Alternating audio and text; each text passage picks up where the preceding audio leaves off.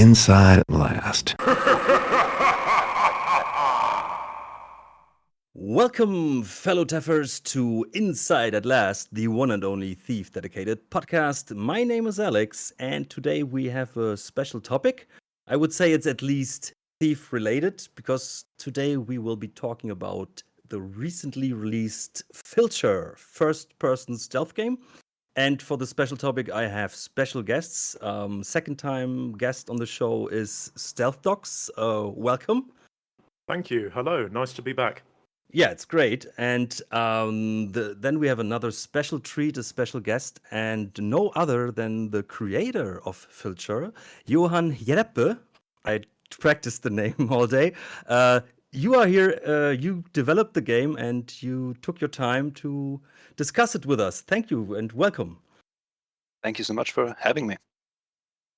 Yeah, it was pretty easy going, I would say. Like, actually, we just planned to do an episode, just Stealth Dogs and me. And then I was like, why don't we ask you on Twitter? And then it happened. And that's really, really cool. I love the internet. Yeah, it was quick work. And we love the game. But before we talk about your gem, please let us know, like, since it's a Thief podcast, and I'm pretty sure that you played Thief somehow, I would guess. When did you stumble upon it? Can you remember when was your first contact with it, and probably why do you love it? Well, I'm born in '90, so I grew up in the age of demo discs from magazines and stuff. I assume you did as well. Yeah. So I played the demo when I was about, maybe when it was pretty new, 9 or 10. And I had a sword, so I realized I should probably go attack those guys. And I got annihilated pretty fast. I thought, what a stupid game, and I pretty much gave up. I was not a smart child. But I think later on in 2004-ish, I read about Deadly Shadows, and I played that demo. It looked very interesting. I was a bit smarter then, and I really got into that world and that aesthetic, and the gameplay. It was very exciting to me at that time. I was playing a lot of RPGs then, and really focusing on the stealth aspect was very exciting. So yeah, and then after playing that for a bit, I got back and looked at the originals, and this would have been in my late teens. I got really into the Looking Glass. That's when I heard the term Immersive Sim and just fell in love with the idea. So yeah. So for a long time, you actually missed out on the original games, and then you had to come back. Interesting. So Thief 3 brought you into the series, which is, I think, the first time someone is telling this story. But that's cool. At least you could enjoy the games. Yeah, and I could really appreciate them there's no nostalgia, really. It's just, that's the best way to do it, is the Thief way. When it comes to, most aspects of stealth, I think. So yeah. And what is the appeal to you? Why do you like the game so much? Ooh, well, I mean, aesthetically, it's so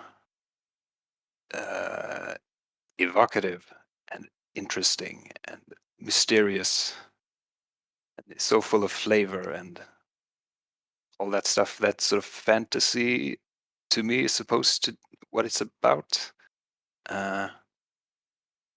Yeah, and then the gameplay aspect. It's something really primal about Thief. It's like playing hide and seek and holding your breath, trying not to be detected. Something children can relate to, I think.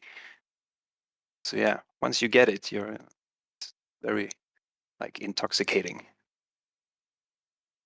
And I totally forgot, because that's what we normally also ask. Like, could you please tell us a bit about yourself, like where you're located and what you're doing, before we jump into the discussion? Yeah. I'm a bit misorganized. Sorry. That's fine. I'm a Swedish indie game developer. I live in Eskilstuna in Sweden, and I run a small indie, well, a duo really, called Mythologic Interactive with my friend Alexander Seeger, aka Gert. We've been friends since 7th grade, so about age 14 is when we met, and we've been making games together since high school days, really. Started in Flash, making Flash games, little 2D action things, and we released our first sort of commercial game in 2018. That's when we founded the company, and that's Super Fighters Deluxe, which is being played to this day and has a live and well community. So yeah, despite not being worked on currently. So it's a 2D pixel art game, if I got that right, right? Yeah, it's very much about emergent gameplay and chaos. Yeah, Kind of I a saw some yeah, I saw some pictures, and it looks pretty chaotic, I would say. Like there's a lot of stuff going on yeah, on the screen. lots of chain reactions of explosions and sort of a Hong Kong action inspired.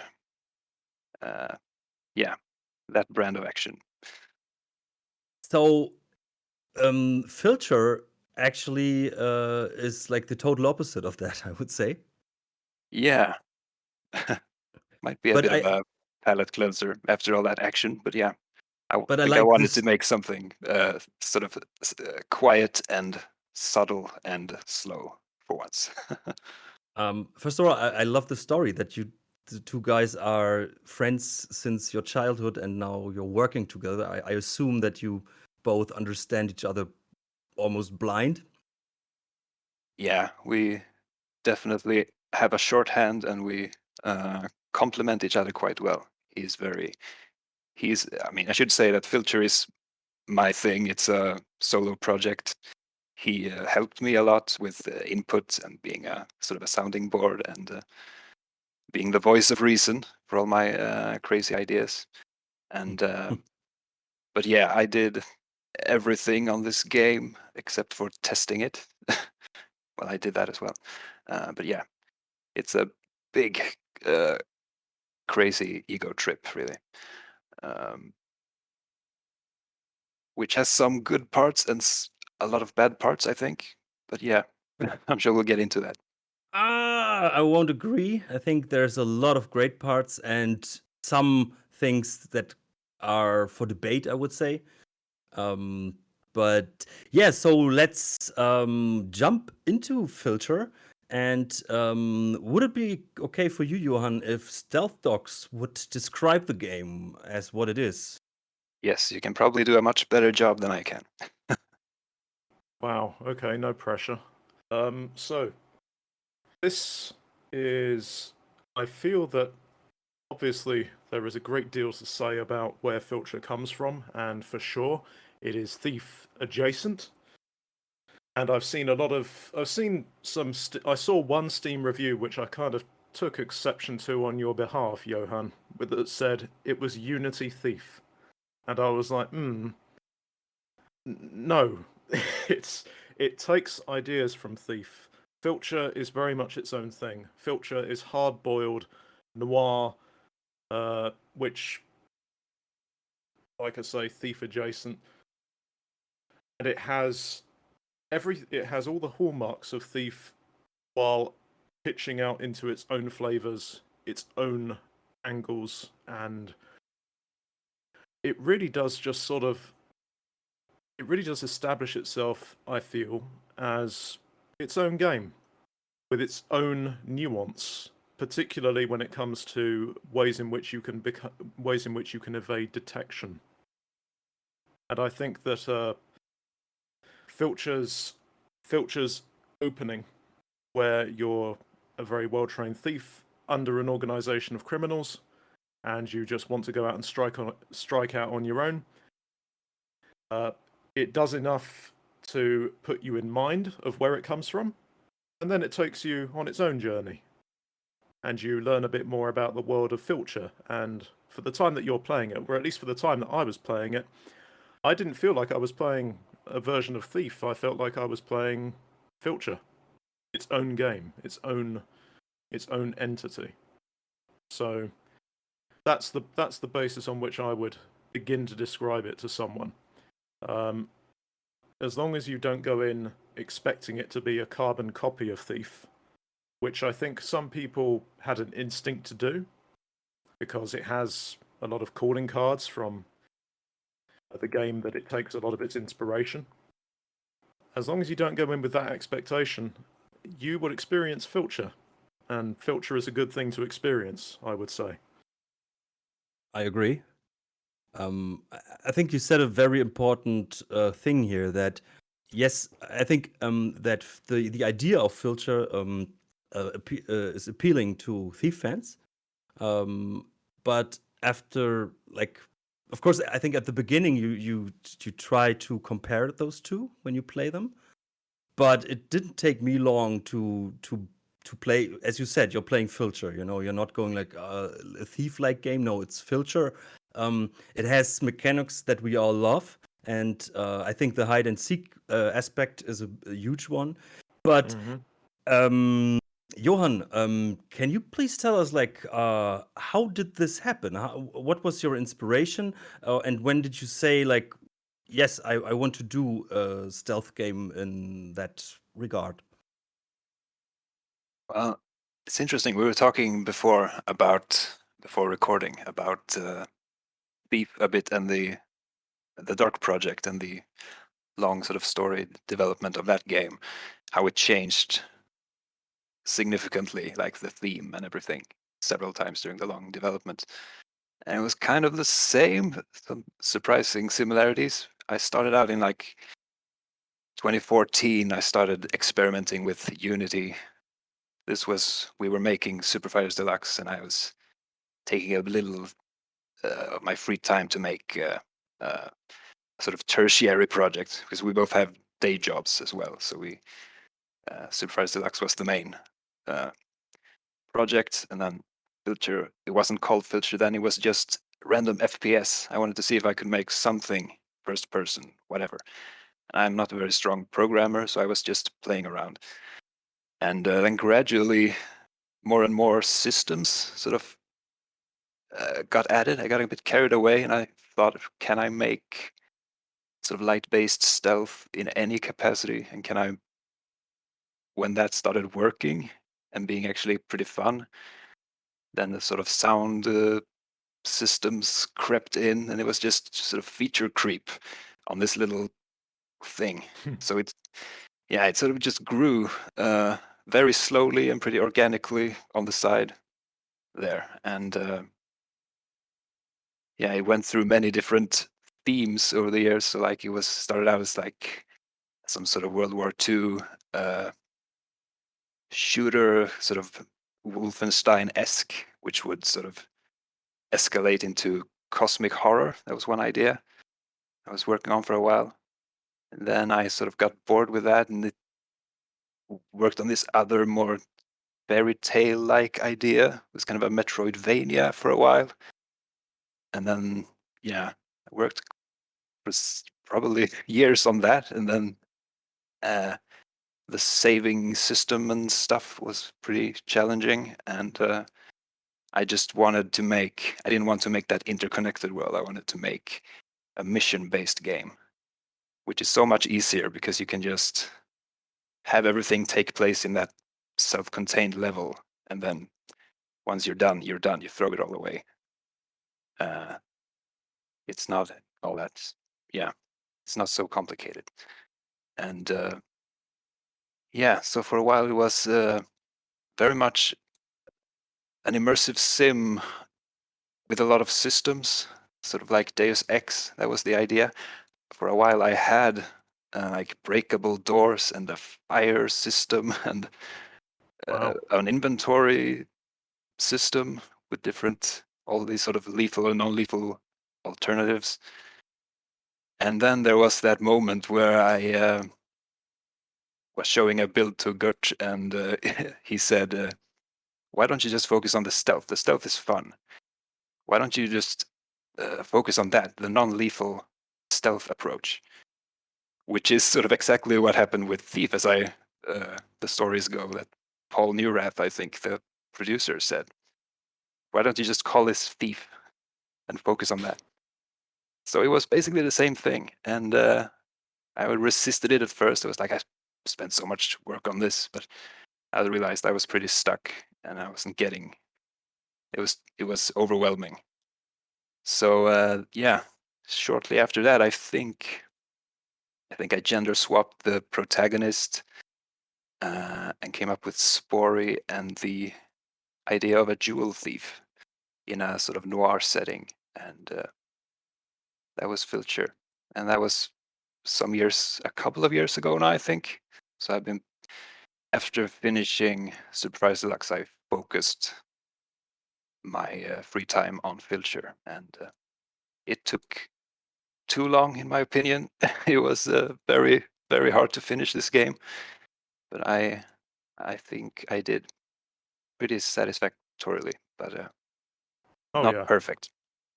Well, what is perfect?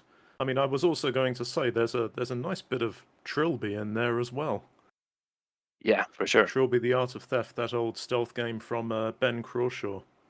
If you haven't played it, I recommend it for anyone listening. I think I tried it. I like Yahtzee a lot. I love his videos, and I've read his books, and British comedy is near and dear to my heart, and he's very much sort of a modern kind of a Douglas Adams, Terry Pratchett figure for me. But yeah, the character of Trilby probably influenced Spory quite a lot in the design and personality. But yeah, like I was said nice to to you on see. Twitter, there's a lot of different influences on it. But yeah, Oh yeah, all over for the sure. place. It's always nice to see like little bits and pieces of other stealth games that creep into things that they inspire down the line. Yeah. So, when you got the direction of, and when you knew, okay, in what direction you want to go, and what elements of what you created so far you will focus on, what was your goal? Like, what did you want to achieve with Filcher when it's finished? Like, and did you achieve those? Mm, yeah. I wanted to make, once I had focused on the sort of honed in on the noir idea, that brings to mind a lot of things for me. I wanted it to be a pretty unusual kind of noir game, a more European sort of. I love like The Third Man, which I know was a big influence on Thief as well. And I like a lot of different things. It's hard to say what I was trying to do exactly because I have so many different sort of eclectic tastes. But I wanted to create a world, very much a world of mystery. And one of my big influences is Twin Peaks and David Lynch, and that kind of storytelling where there's a lot of mystery as aesthetic and as sort of there's connections all over the place going off into, and there's loose ends and interesting things to think and wonder about and theorize endlessly about. So yeah, I was trying to inject a lot of that. It's an aesthetic thing, I think, an atmosphere. That was mostly what I was focused on. And I have to say that I think you nailed that, because that is one thing I really appreciated. And that was something I was afraid that might be missing, because um, what Thief makes so great is what you just described, like those loose ends, but the world, even if it's like separated levels, but the world feels alive and interconnected, because things get resembled, and you stumble upon a note in that mission, and then the next or 3 missions later you stumble about something else that is related to that. And you did that as well. Like there are always those little notes and or discussions between like guards, and they make the world so much more believable and alive. And that's something I really appreciate about the game. Like I think the basic story is cool. You know, it's a cool segue to get you in, but all the things that are around you and happening without your influence, that makes this so good. And I think that is something not many games achieve. Thank you. Yeah, well, there's that, and also I think largely I was sort of reacting against what stealth games are doing now. And in the immersive sim, I mean, I hugely admire stuff that is being made by like Arcane and the recent Deus Ex games. I see a lot to like in them, but I always bounce off those games. And I think what I love about Thief that makes it stay with me is sort of the minimalism and the focus. And it's very easy. I mean, one big influence that often gets brought up is on Filcher is Batman the animated series. Oh Mm. And yeah, that, I can see. yeah, Mm. that very simple. Everything is so. The design on that show is so phenomenal with the simple shapes and the shadows, the dark deco style, as they call it. So that was a huge touchstone as well. That's correct, because I'm a huge Batman fan and I love the animated series, and especially when I think of the guards, like they look like the guys in the animated series, especially when I think of the intro with, you know, with the hat and the lighting on them. But it just occurred to me now that you say it, and hey, that's amazing. And the whole architecture, of course, it's that noir style. I like that. um, but may I already bring up the question? Like, so for explanation, first of all, spoiler alert for the people that didn't play the game, do it. Um, like you made the decision that the world is 3D, but many but little objects and the enemies are like I'm sure they are not 2D sprites, but they are 3D models with a 2D sprite texture. Is that Right. correct? So, Yeah. what led to that decision to do that? Because it's very unique, and I think it for some people it can be irritating. I personally really like the style, but how did you come to that decision? Yeah. Well, I've always liked the 2.5D aesthetic. Games like I think Blood looks phenomenal. The build engine games and stuff like Daggerfall. I remember playing Myth 2, which is sort of an RT real-time tactics game. I've always loved that thing. Can't quite explain why, but it's something. It's a bit abstract. I think it's good for the imagination for that reason.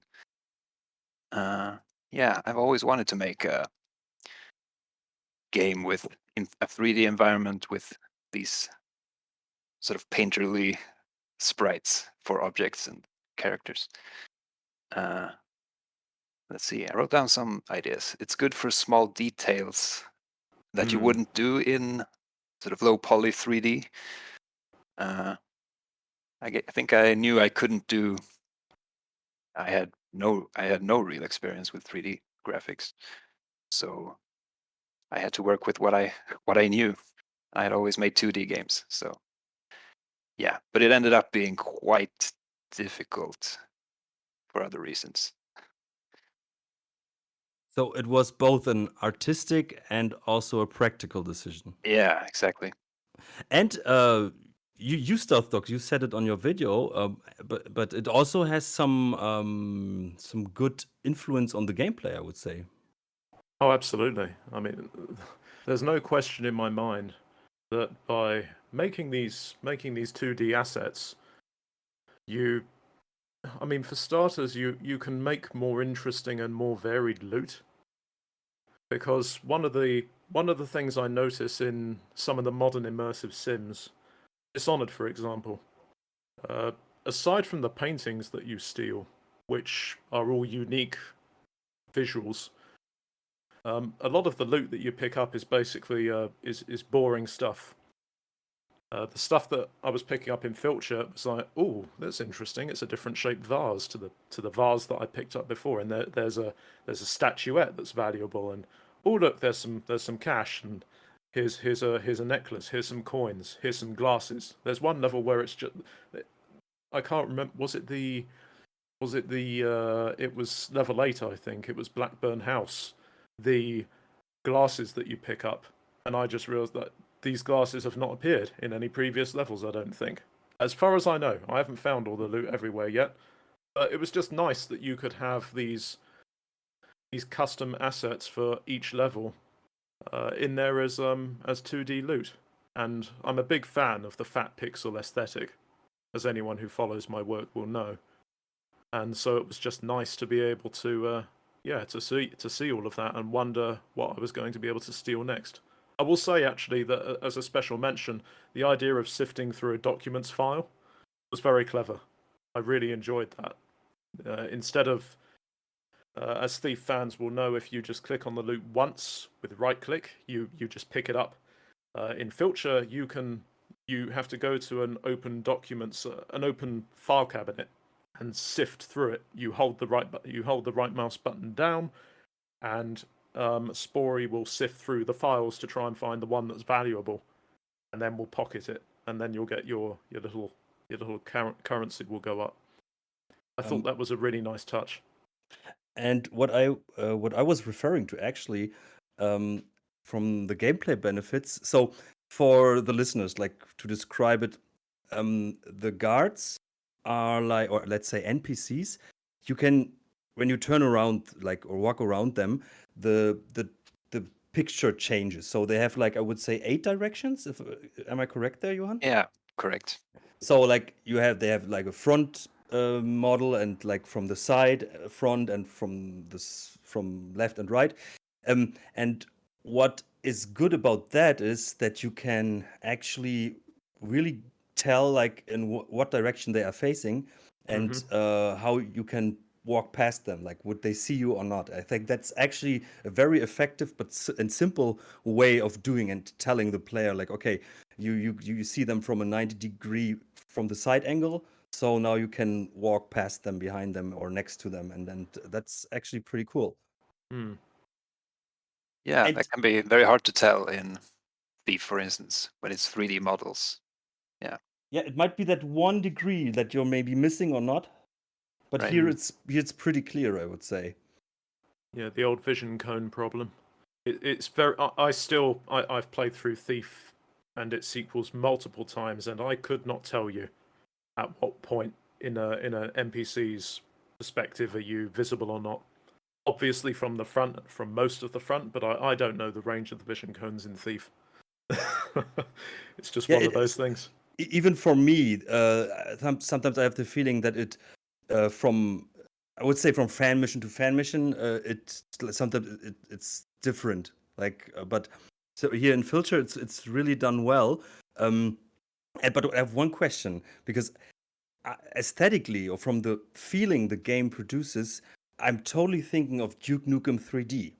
And I wanted to ask, like, is that an inspiration, or was that like something you had on your mind? And not just because of the pool tables, which I liked, but the whole aesthetic. I don't know what it is exactly. I can't put my finger on it, but It's the camera system. It has to be the camera system, because you do the same thing in Duke Nukem, right? Where you find the security station and you can zip through all of the different cameras that are online. It's something with the gameplay, but maybe you can tell if it even was an inspiration. Yeah, well, I mentioned Blood, which was in the same engine, and all those. Let's see, it's Duke Nukem, Blood, and Shadow Warrior. Those early 3D shooters. 2.5D sort of thing. I watch a lot of videos about those old games, and the boomer shooters are coming now, and now I guess we're coming to the age of boomer sneakers, apparently. So yeah, Oh, I love that term. so I think it's a good one. So I think it's like, of course, Duke Nukem 3D, for example, had the like 3D environments, but the objects in the game were like the 2D sprites, and they turned with you.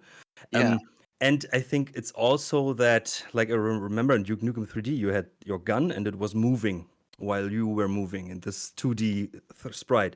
And in Filcher, it's the same. Like, you have, I love the art of the blackjack. It's pretty cartoonish, and it looks really cool. But it's also moving with you. Um, but what I really like, and I wondered how you did that, is because the the models react to the light. So if there's like green light, the NPC or your arm, your hand, what you can see, they get the right color. So is that can you simply describe how that works, or is it just because it's basically a 3D model with a 2D texture, and so it's easier that the light reacts correctly to the yeah. thing?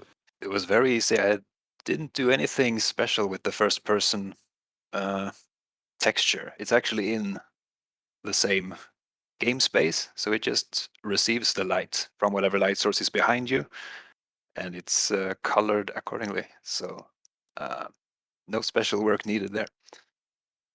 So if you would have used real sprites, I think that that would have been way more complicated. I think so. I don't know much about rendering techniques really, so I'm just using Unity's 3D, the 3D engine, and making sort of billboard sprites that are very It just flat looks sprites. it looks really cool, and also, and I think also practical decision, but also an artistic choice.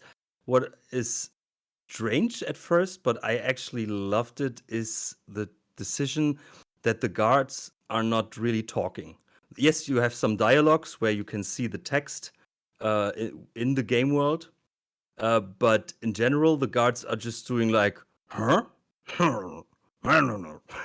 That's very good. That's And me, by the way. But you did it better, I think. I do some voice acting sometimes. Yeah. No, but I think you did a great job. I really like that how the guards are. But was it just a practical decision, but or also something that came up really early, where you said, "Oh yeah, that would be cool."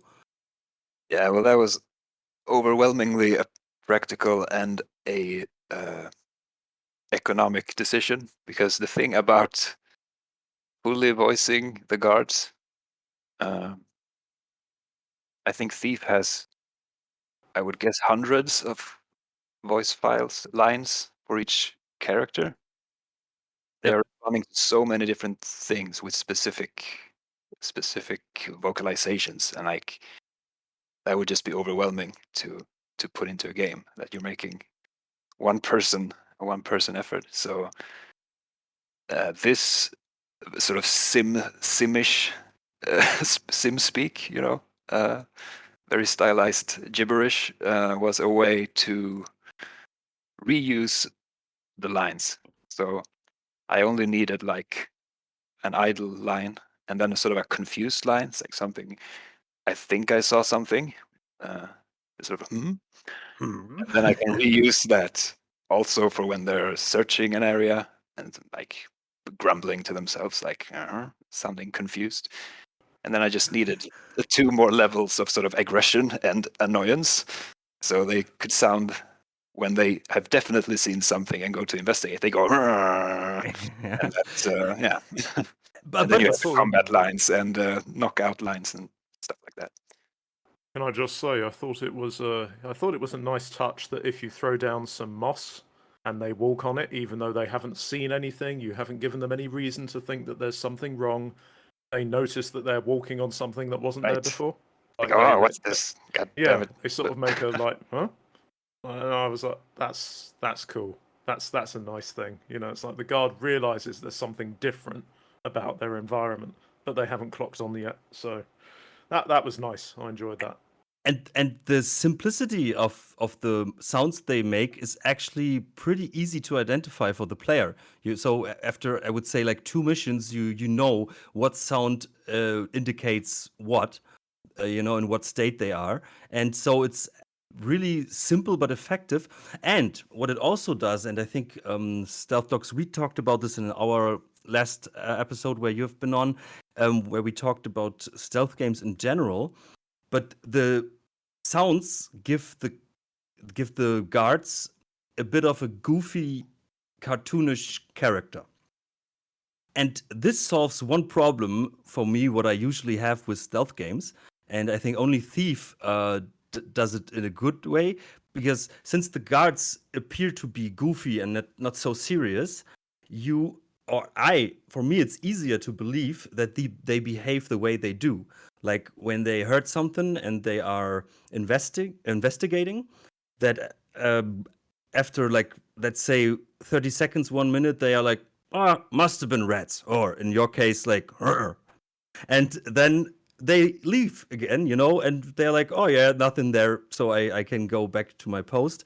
And here it's believable because the guards are like that, Yeah, and they're cartoons. this, yeah, and this solves the problem, because now I can imagine that they would be that stupid, but it works, and it's the same in Thief. So they are goofy characters, and in other games they are always serious persons, but then they behave like that, and no one in the real world would behave like that. First of all, when you throw a glass at a point, you would not go to the glass where it got destroyed. No, you would Right. look like, where does it come from, actually? Yeah, that's very true. I've thought about that a lot, and yeah, I often have the same problem with stealth games. The more realistic they get and the sort of higher fidelity, the more fragile that illusion is, I think. Some weird little behavior from the guard can break that illusion very easily. Whereas here, yeah, there's not much of an illusion to begin with. It's kind of, you get used to the way, this is how this world works, this is how people are in this world, and they're stupid. I mean, there is some truth to that, and I think all stealth games really face this challenge where they have to establish themselves and the rules in which they operate and the world in which they operate, so that you can believe that it's possible for you to, say, throw a rock in that direction and for the guard to go and investigate, regardless of how, quote unquote, realistic it is to us. As long as a stealth game clearly communicates the rules under which it's operating, you kind of just go with it as a player. I totally agree. But I think at this point it would also already be good. There is a question from the community that is asking about the AI, and it's from Kestrel. On YouTube, he asked many things, but let's go in order. He asked, how did you manage to make a fair AI for the player's perspective, less frustrating and balanced? That's the first question. Second is, did the game originally had more mechanics, items that were scrapped later in the development, and how did you do the sound part of the game? Yeah, so about fair AI, I think uh, it wasn't so much a question about fairness, except, yeah, the AI is pretty simple in Filcher. It's simpler than in Thief. It's probably closer to Deus Ex, the way enemies search an area after seeing or hearing something. They just kind of walk to random positions around the disturbance, and then they stand there for a bit, and then they go to another place and go, huh? And yeah, they go like that. And there's really there isn't much. They're pretty stupid. They will stand and look into a wall sometimes. That's reasonable. But I think the fair thing is, one important thing is that the timing is very predictable. They always pause for the same amount of time more or less. And yeah, other than that, fairness, I try to sort of give the player a lot of leeway. For instance, if they're in a bit of light, it will take some time for the enemy to detect them, dependent on the amount of light. And yeah, But I think they are not so forgiving, like you just said in Thief. They are searched differently, but yeah, here it's you can be spotted really quickly. yes, but it takes a while if they're not previously alerted in any way. It does take a few seconds, depending on the distance and all this. It's a lot of soft sort of numbers going on. You can tell by the sounds they do, like. Yeah, right. But once they've been detected and their sort of suspicion is at a high level, then they will react. Yeah, if they're searching already, they will react pretty instantly to the smallest disturbance. It's true. But when they go back to non-alert mode, they are. It repeats, or are they then after they Yeah, were no, suspicious once? they reset completely at that point. So there's no sort of, they're not more alert after that. Because that was my impression, like that it was like they are resetted, and then you can do the same thing over and over again in theory. Yeah, and that's part of the. I wanted to be fair to the player in that way because the lack of saving, which we'll get to, Oh, really? you want it to be more forgiving and like give the player the same chance again if they manage to escape from a failed stealth thing. Then yeah, they should be able to try it again and not have a penalty. I think that was a good decision. And to his second question, I think you already answered that at the beginning, but have there been other mechanics, items that were scrapped later in development? Yeah, tons. And like I mentioned, whole sort of concept for the game were scrapped. But also, yeah, I experimented a lot. Um, there were items and plot lines and missions and things that for various reasons got scrapped or remade from scratch. And yeah, there's a lot. I had gas grenades for a while that you could. I would have loved those.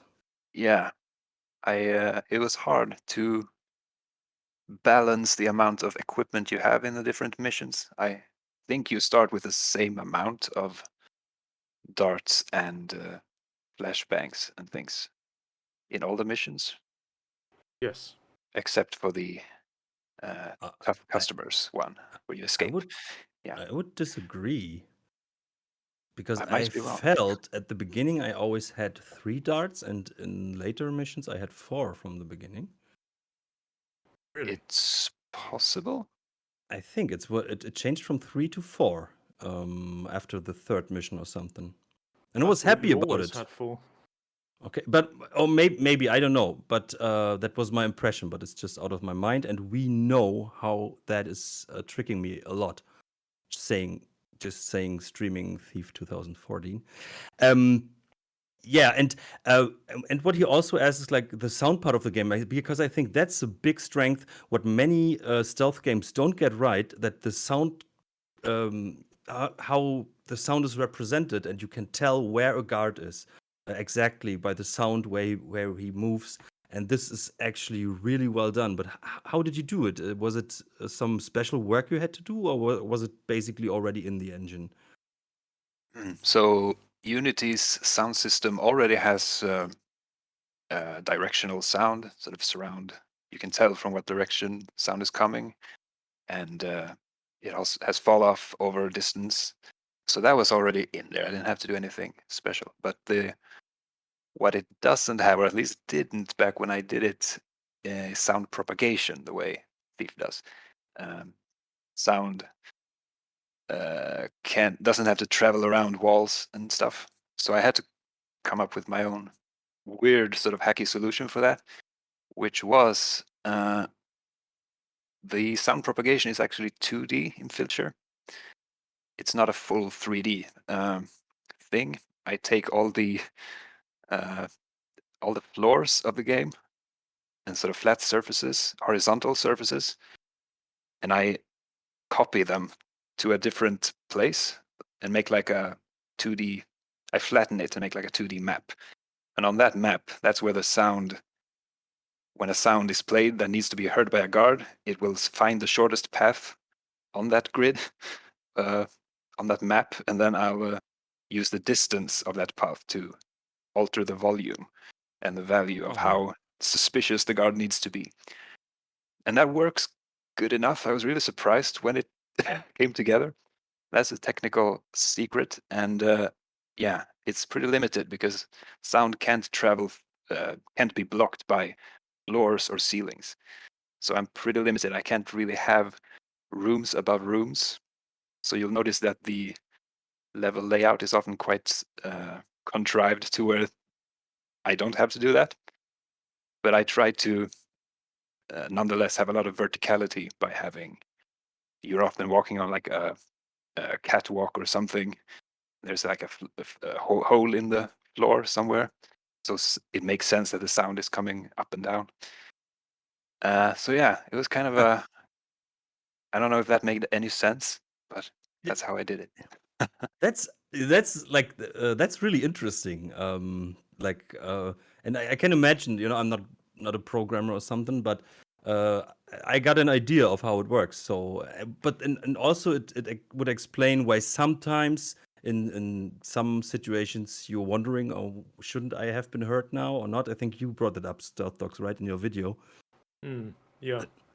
That it mostly works great, but not always. Sometimes it's a bit weird, but I think you can overlook that.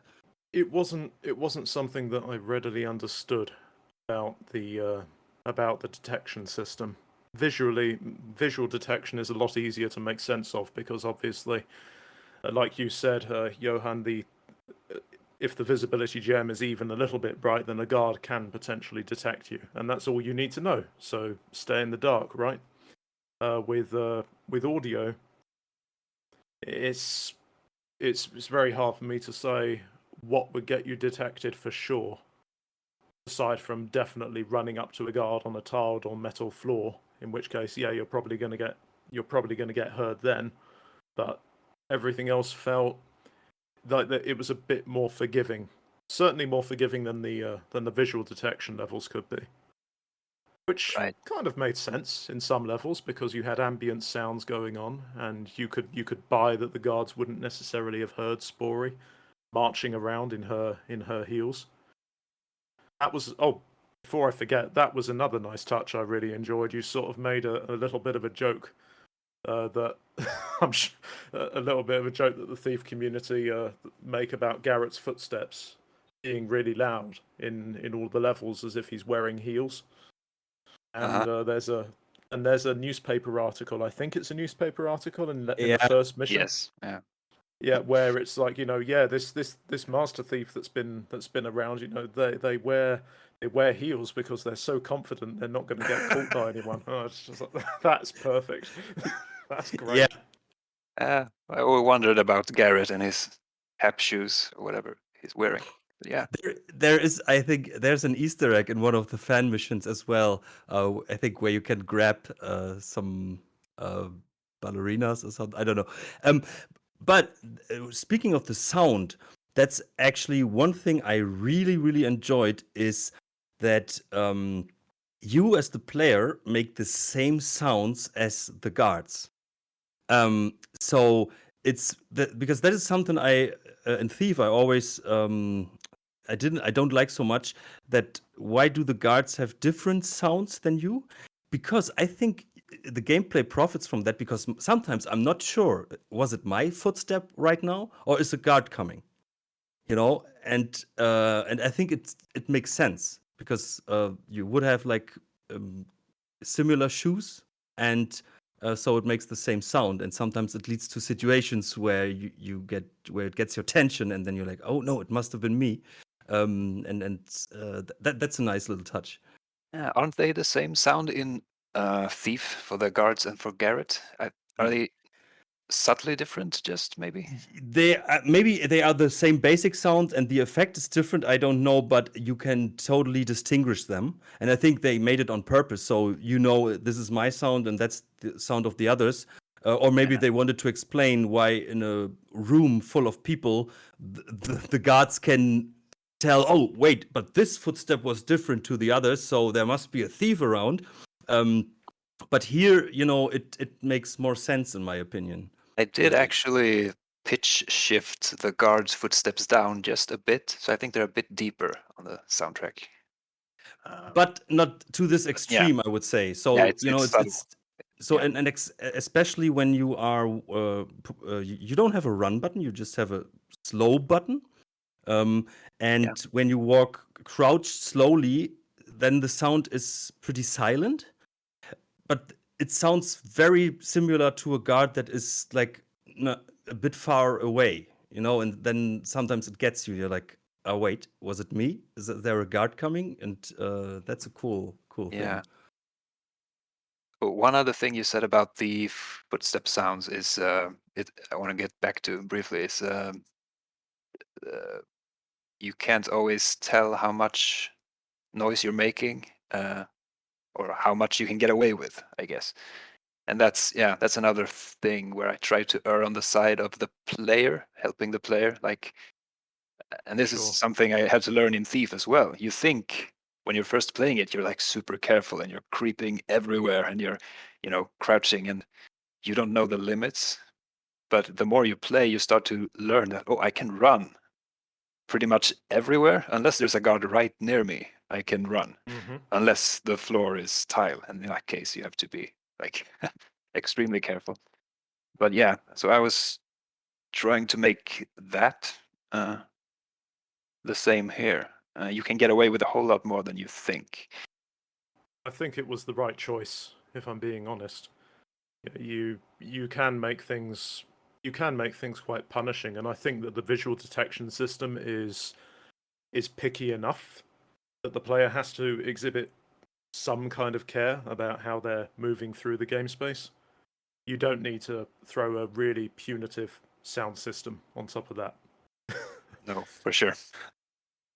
But you were totally right, because at the beginning I was so careful, and then I think it was at the docks where I figured, okay, you can do way more than I expected, because at the scene where you are in front of the entrance to the restaurant, where the two guards are facing you, and then you have to hide behind the crates, and then there's this guy with the dog walking around.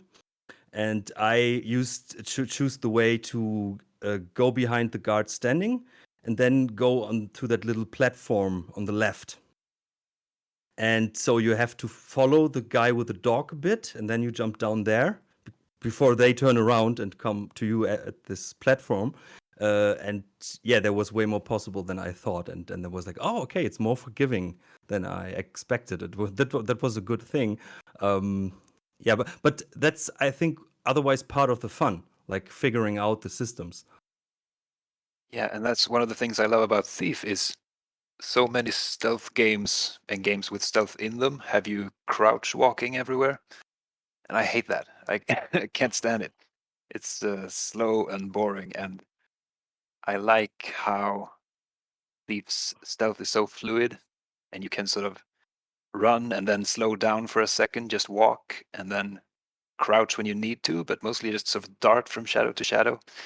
And I wanted that feeling as well.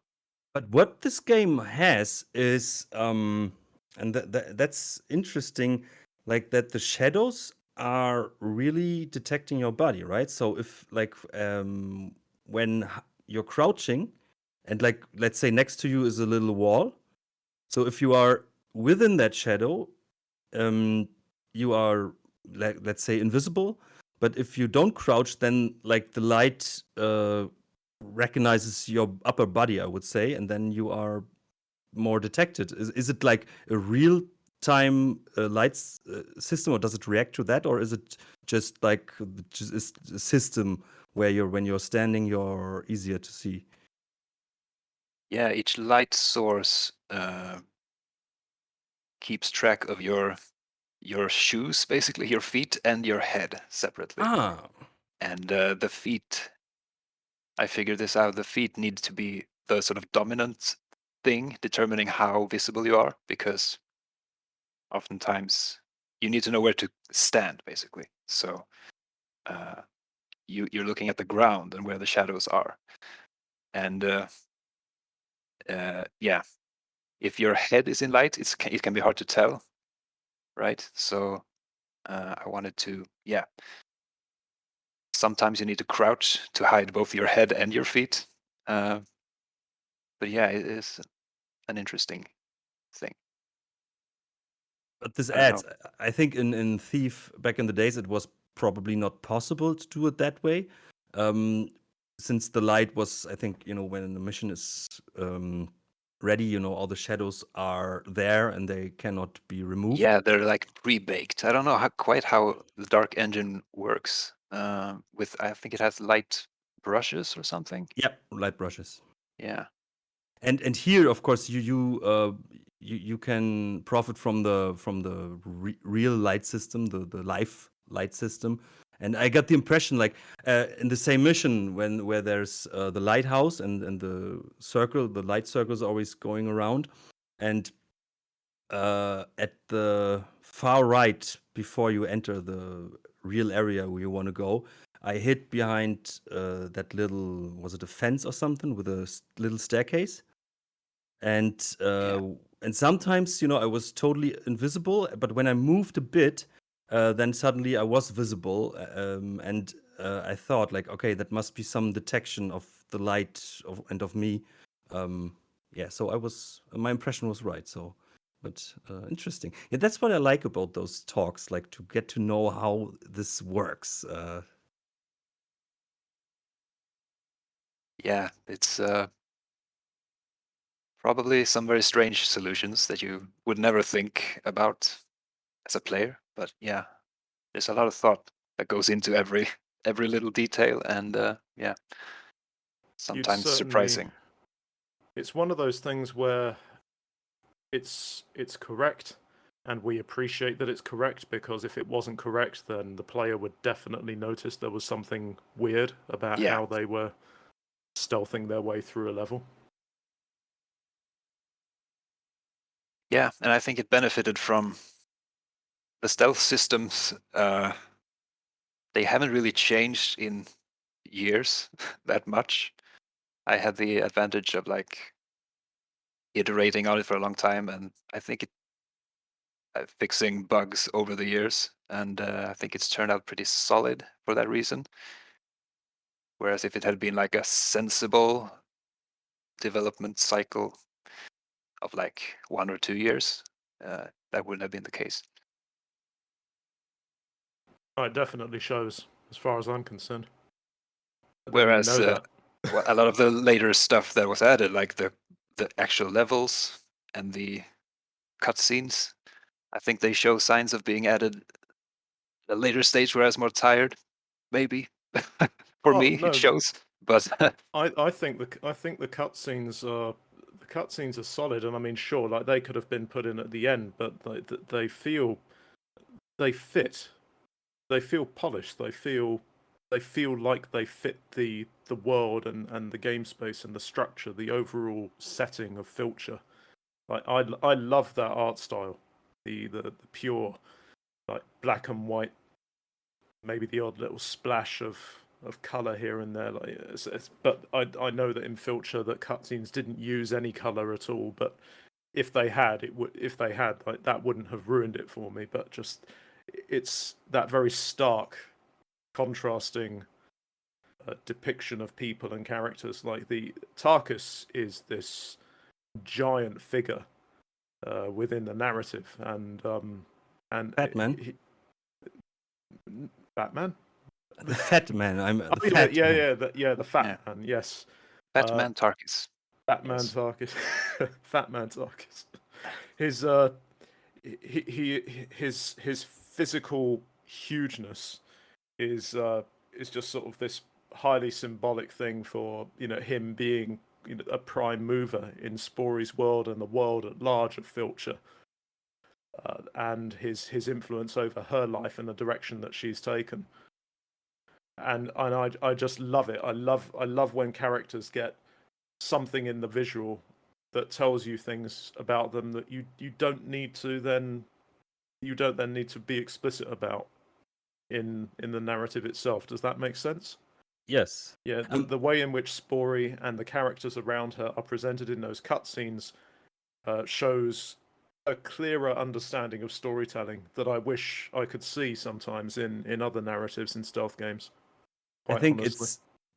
it's simple and effective, and I think that this black and white style totally suits this noir theme, and this pretty serious story.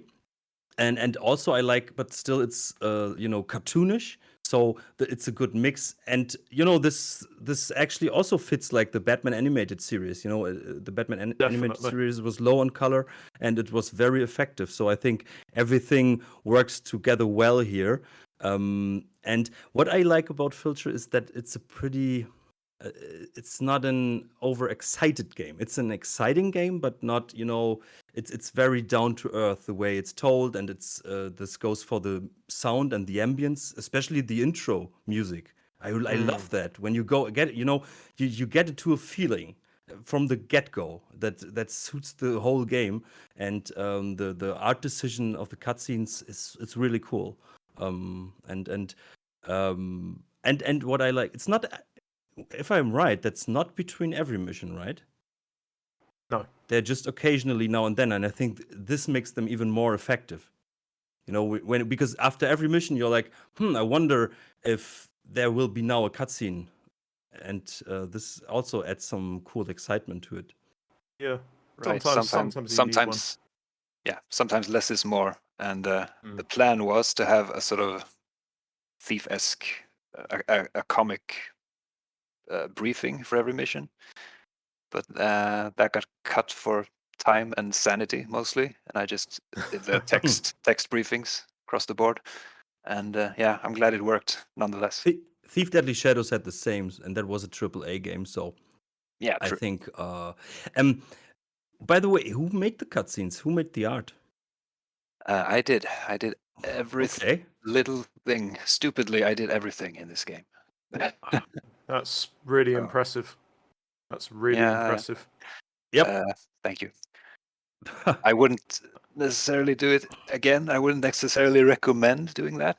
I think collaboration exists for a reason. And it took pretty much everything out of me to finish this game. But yeah. No, I can appreciate that as someone who does all his own visual assets for all of my YouTube videos, like hours spent in After Effects and in Photoshop doing whatever. Sometimes you if you want something done and you don't have the means to get someone else to do it, you have to do it yourself to the standard that you're happy with. And I mean, like, it's a damn good standard. Like, seriously. Do you find that it takes about 300% longer than at least expected to make anything? Yes. Every single time I think to whenever every single video, every project I start, I think, oh, I should do this thing. That would be cool. Yeah. And then I start doing it. It won't take too long. Yeah, right? It won't take too long. Bit of keyframe animation, little bit of time in After Effects, no problem. Yeah. 8 to 10 hours later, here I am, just cursing past me. Yeah. There's been a lot of that. Thinking? But like, at the end of it, though, you have something, and you're like, do you know what? I suffered, but it was worth it, and for sure. Those cutscenes in Filcher, I'm sure you suffered for them, but it's worth it. It really does just nail and carry through the tone of the game. It's brilliant stuff. And Well, speaking of your sanity, I know from the discussions we have with fan mission authors, how they describe it sometimes, how nerve-breaking it is to do maybe one mission, and they even have help. They have voice actors, they have people that do art, and they tell like how it's keeping you busy all the time. And now I put that in the context of your full game. Um, that must be really tough if you're really in charge of everything. But I'm even more impressed of the result. thank you. It means a lot to hear. And I'm very happy that you recognize what I was going for with a lot of the things. And yeah, the We are Can I quickly? Stealth Dogs and me, we are the peak of analyzing stealth games. That's so. No, I'm kidding. I think Mark Brown uh, might have something to say about that, but okay. Mark Brown? It is Mark Brown, isn't it? It doesn't ring a bell at the moment. Game Maker's yeah, Toolkit. Game Maker's Toolkit. It's Yeah. of course, yeah, Mark Brown, and this is game. Yeah, no. The man's very good at looking at and breaking down all of the different components of stealth games. Check out his videos; very useful. I do. I follow his channel. I love. We talked about it. I think I was even coming from his over to your channel or something. There was some related videos or something. So yeah, I know. Yeah,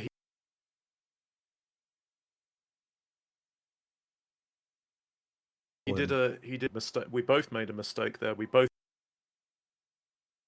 missed commandos behind enemy line. That was in 1990.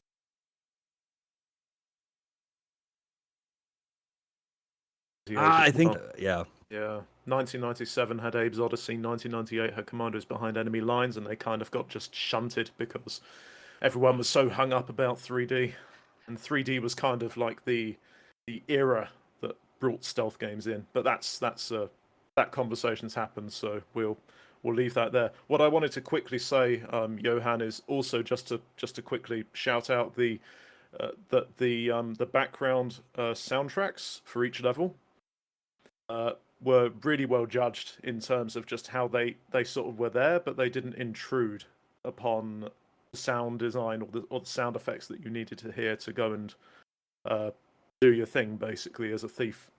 It was a nice touch. I found that it's one of those things in Thief that set the atmosphere for each level.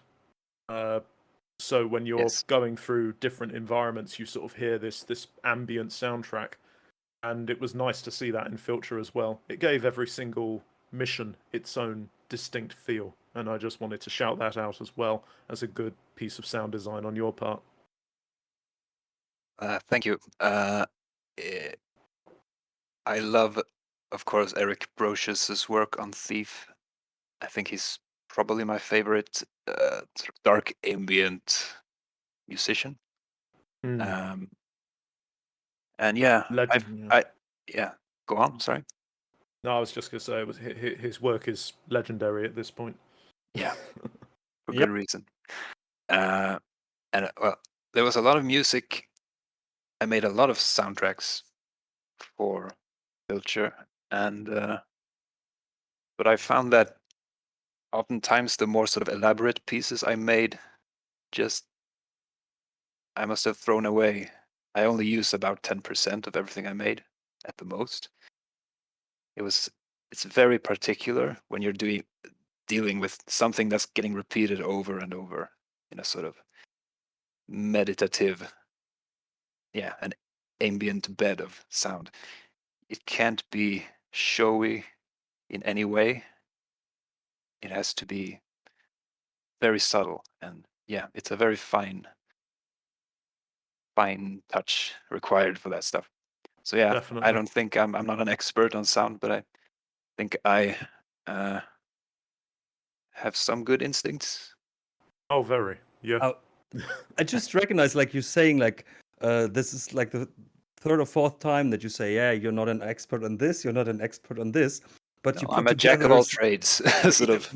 but you Yeah. put together a great game in so many aspects. So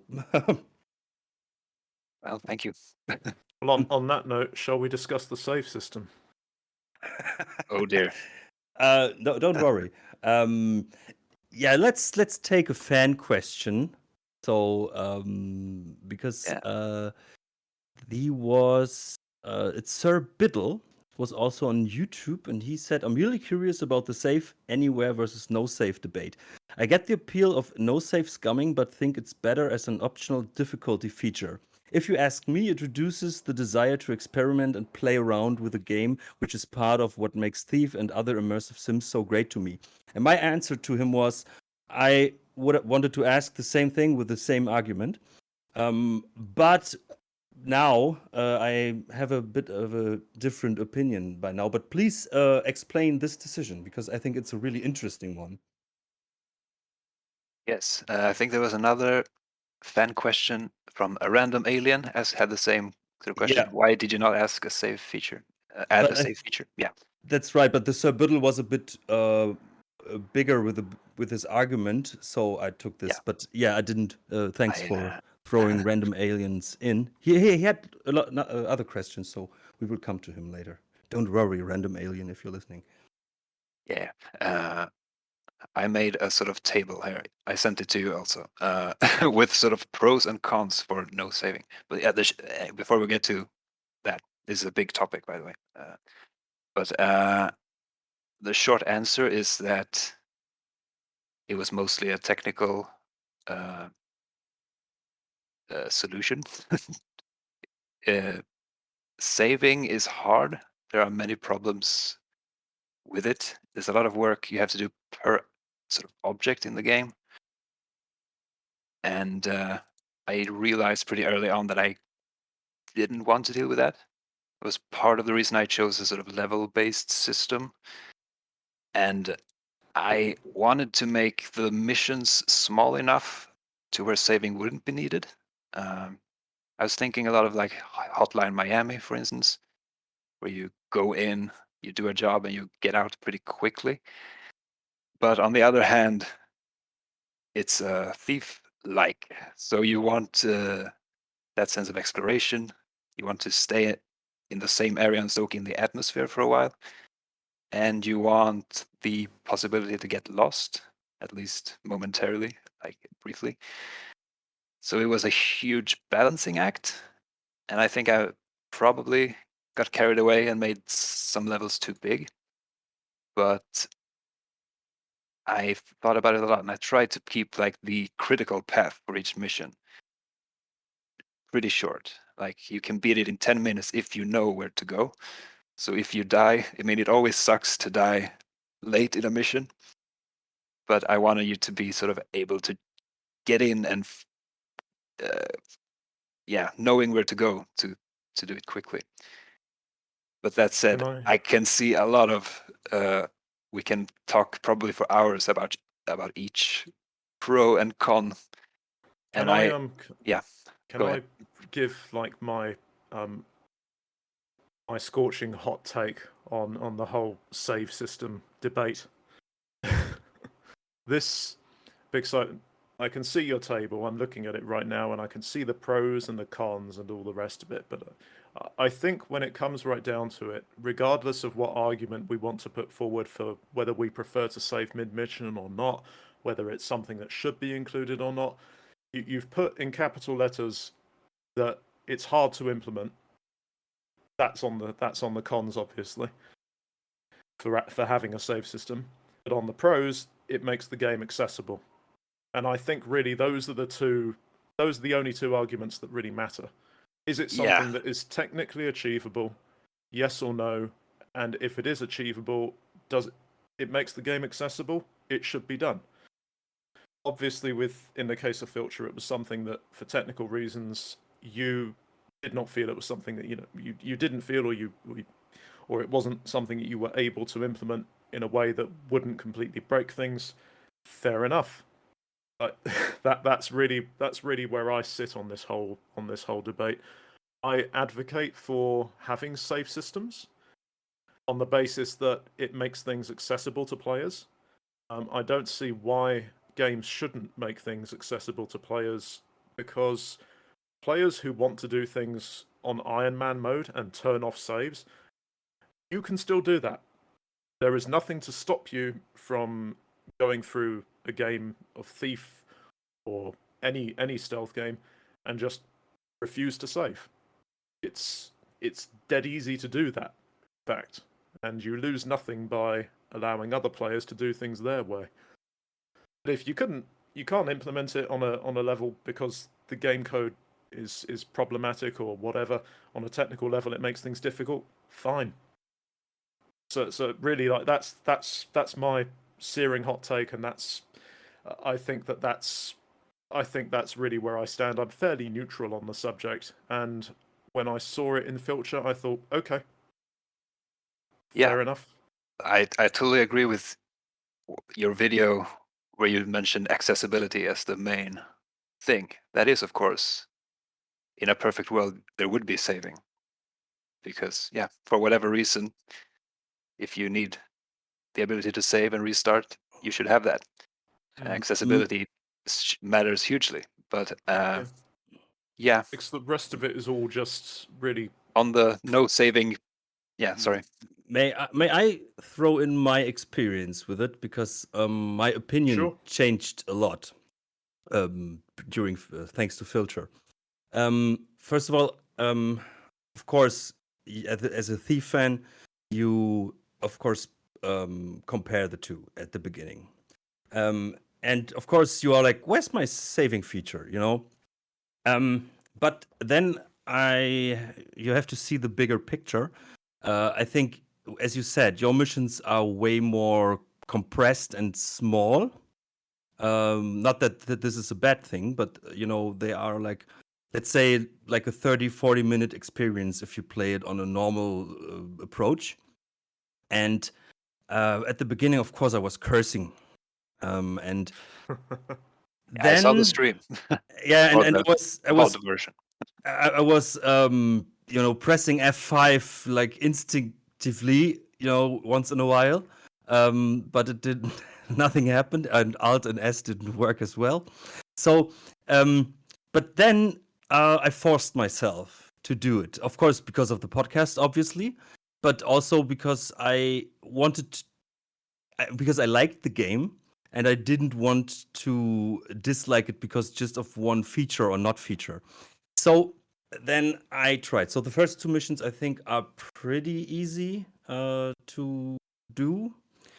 And then, of course, things get harder. But during the gameplay, of course, you get more experienced with the game and how the AI behaves and how things work.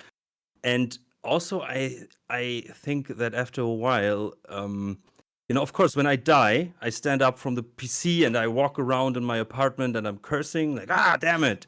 And then I go out for a cigarette and then I come down. But what I do is I think of the game, you know, which is a good thing. I think of, like, you know, I have the environments of, at least the environments I so far explored in my head, and I have the guards in my head and what they do.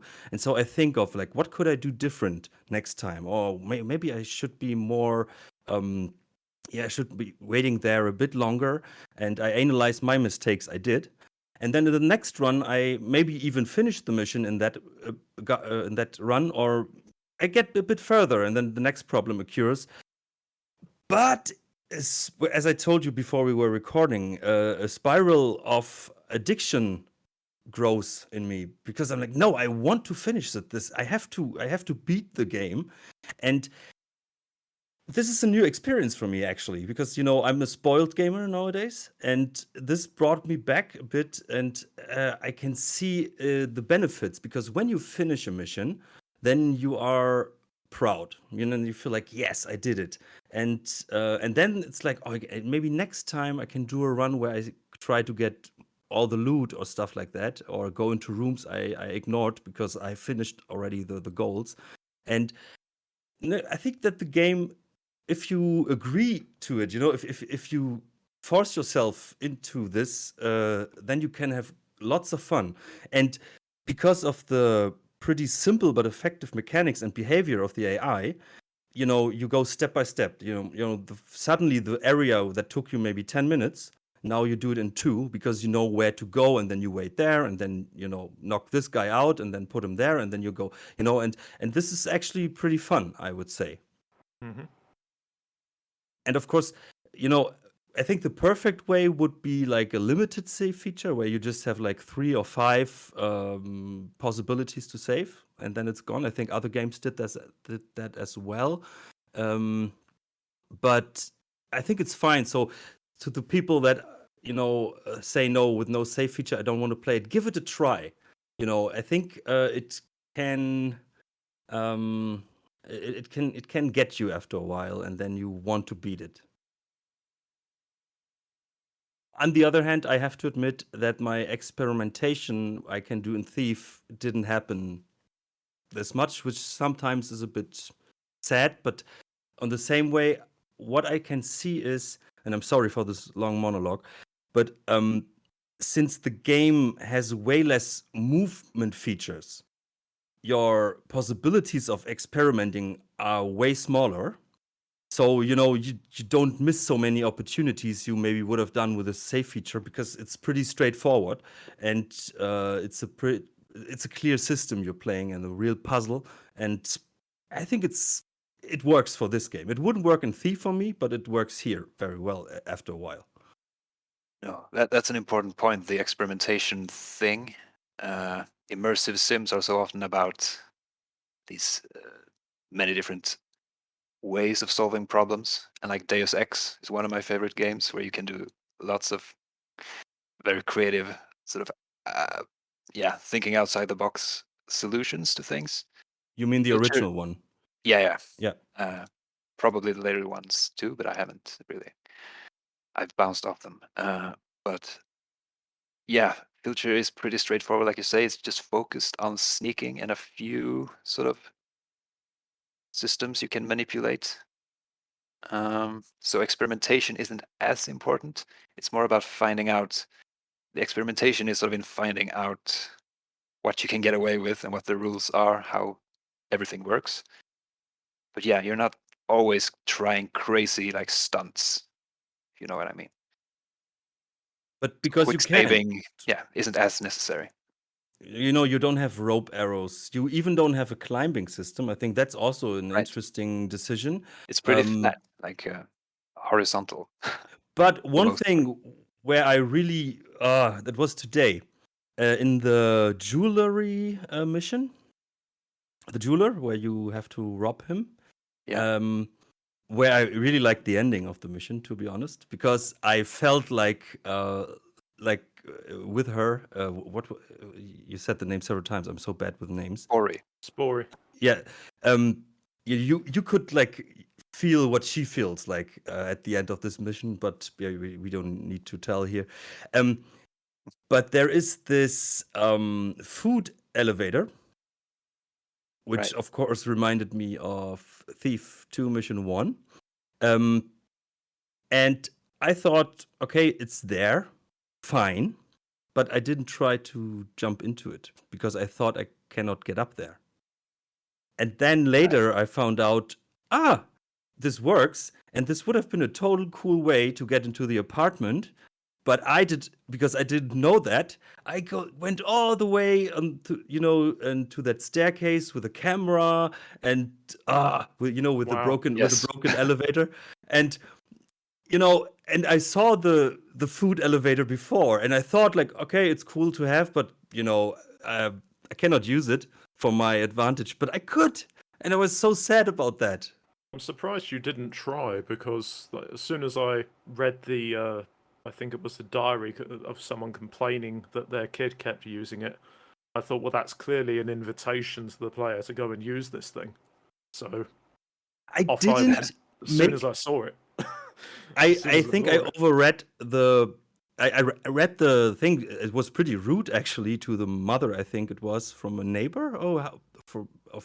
Was it from the jeweler and In his my mind, neighbor's it was kid? from like a housekeeper lady.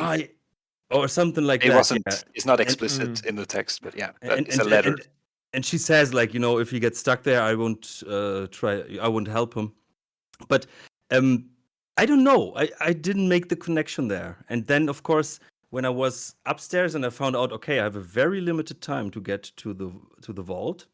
There must be a shorter way. And then I saw the elevator and was like, no, really, nah. And yeah, I was a bit frustrated over that, but that was my mistake. I could have at least tried to jump in there from the bottom level.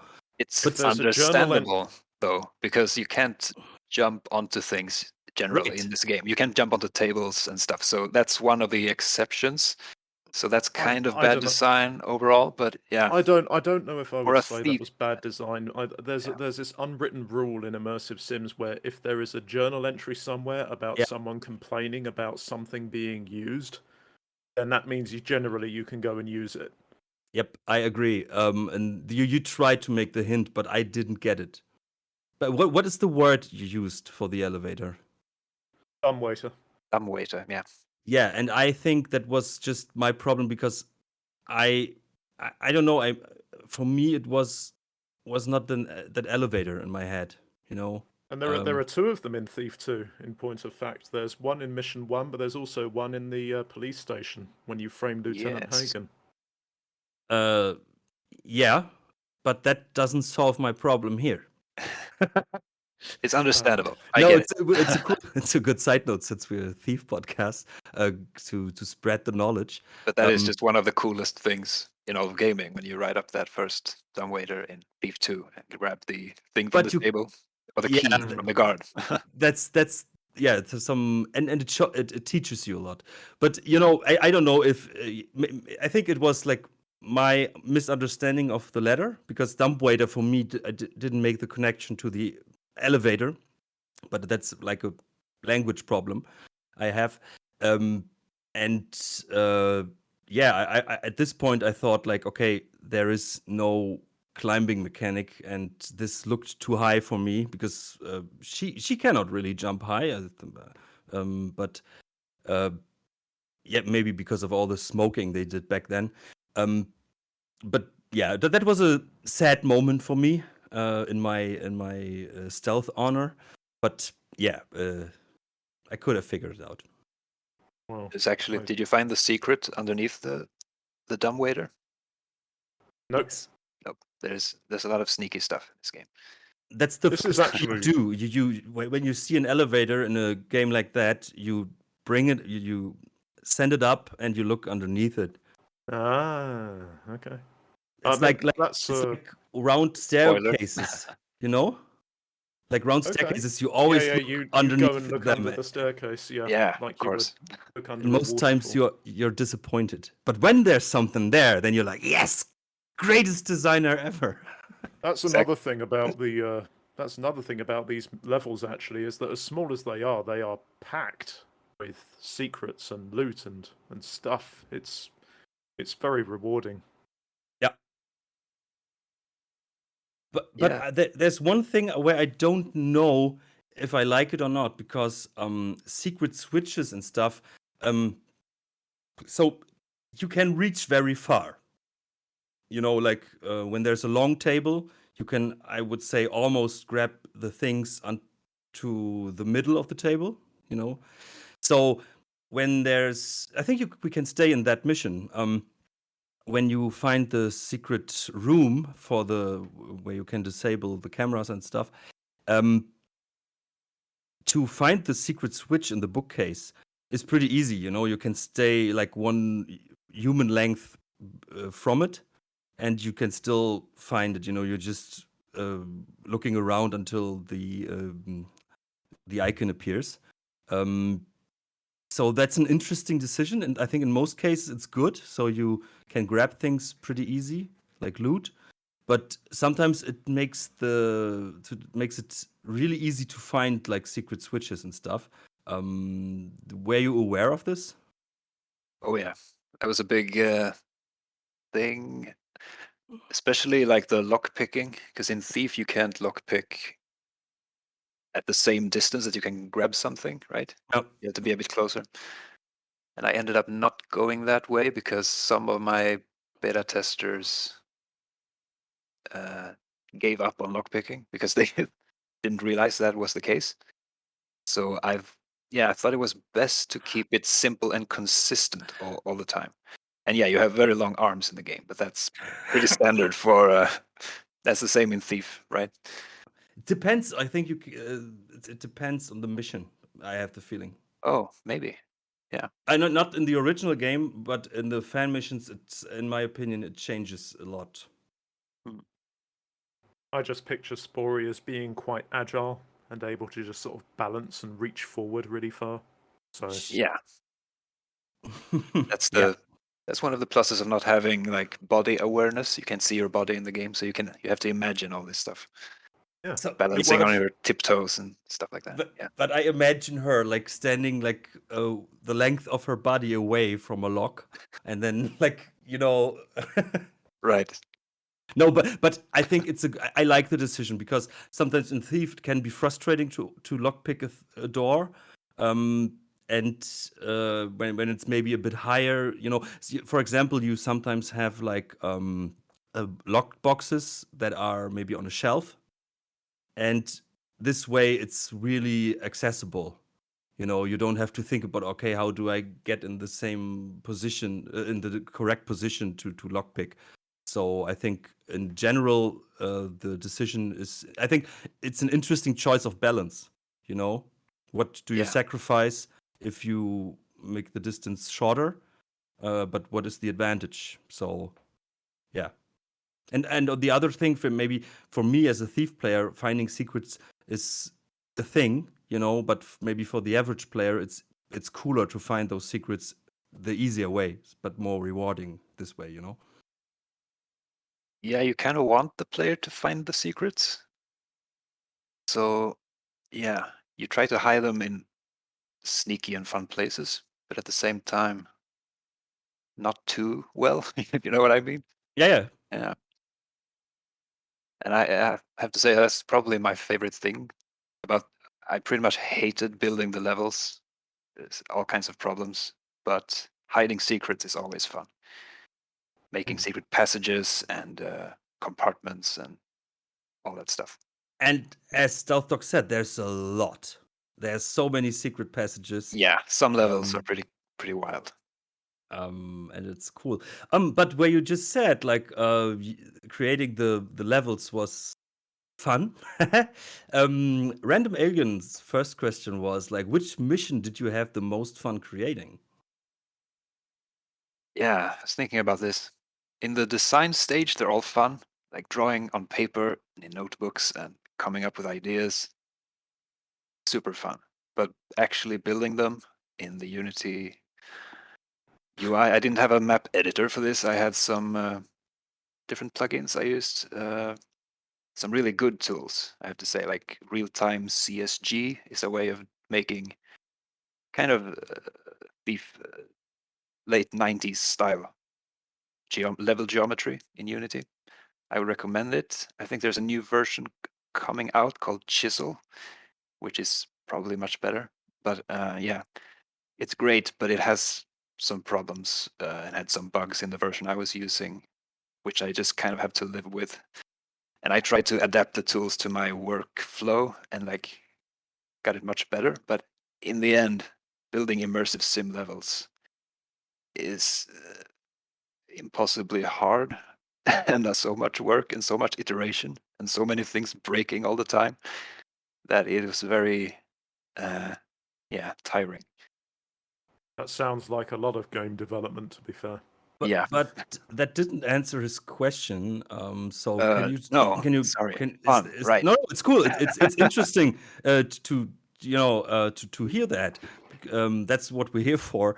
But still, I didn't want to jump over that so that it's No, no. not forgotten. So, but is there Yeah. one mission where you had the most fun of creating it, and the creational process doesn't just include the Unity engine? So maybe there is one level where you're like, oh, I'm so eager to design this, or I have this amazing idea. I don't know if it's everyone's favorite, but I liked the last level. I think it turned out is probably the most sort of full-on interconnected, feels like a real location. They all feel real, but I know what you mean. Yeah, it feels legit as where it's supposed to be. I won't say what it is, just to No, avoid I was spoiling the avoiding that surprise. too. I Spoil the haven't been story. there so far, so I'm thankful Right. for that. But yeah, Yeah. it definitely felt like it was a real test of everything that you've been learning up to that point. The little fine details of how you could sneak through the game space. Do you How many guys? missions Sorry, do are you there? guys have favorite missions so far? Shall I go first? Yes, of course. You played all. Like my favorite. I think I mentioned this in the video. My favorite missions, I think, were the shipping yard, which Oh, yeah. just sort of brought to mind shipping and receiving from Thief 2, which was the first proper taste of Thief I got because I began with Thief 2. I know you began with Deadly Shadows, but I got into it through Thief 2. So that brought a bit of nostalgia for me. And the swordfish, because I thought the idea of having a lighthouse that was changing the lighting conditions and meaning that you had to time your steps through certain parts of the level, that was very clever. So I really appreciated those two. But don't get me wrong, the others are all very, very good. I noticed that from Mission 4 onwards, there was a difficulty spike. Club Mysterioso, I thought that I had everything down at the shipping yard, and then Mission 4 came along and sort of beat me about the face and neck, making me aware that I didn't really know anything about how to sneak through Filcher. So it was interesting going through all of them. But my two favourites, I think, for sure, are Shipping Yard and the Swordfish, with Blackburn House also up there, I think. Very, very good. How many missions are there? And 9, excluding the tutorial, I think. so I'm about 60% through now.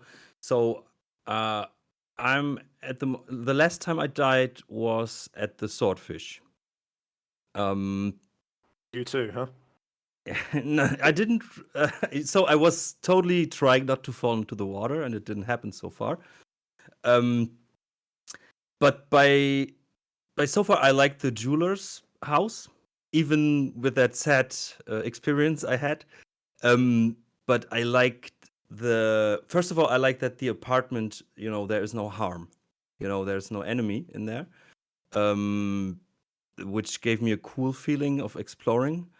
And I like that it's like separated somehow, but then there's a very important connection to the shop. So I like that. And with the time pressure, also adds a very cool element. What I like, because I like it when I need to prepare the area. Then I go up and switch, do the switch, and then I have just 90 seconds. And this adds some pressure, and you have to know the level, you have to know what you're doing. And yeah, as I said, I had to prepare the area for my liking.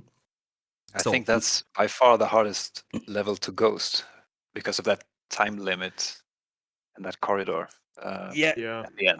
I'm a nice guy, so I always think like, oh, those poor guards, they are working so hard for their money. Let's give them some sleep, and that's my approach on Thief and the Filcher as well.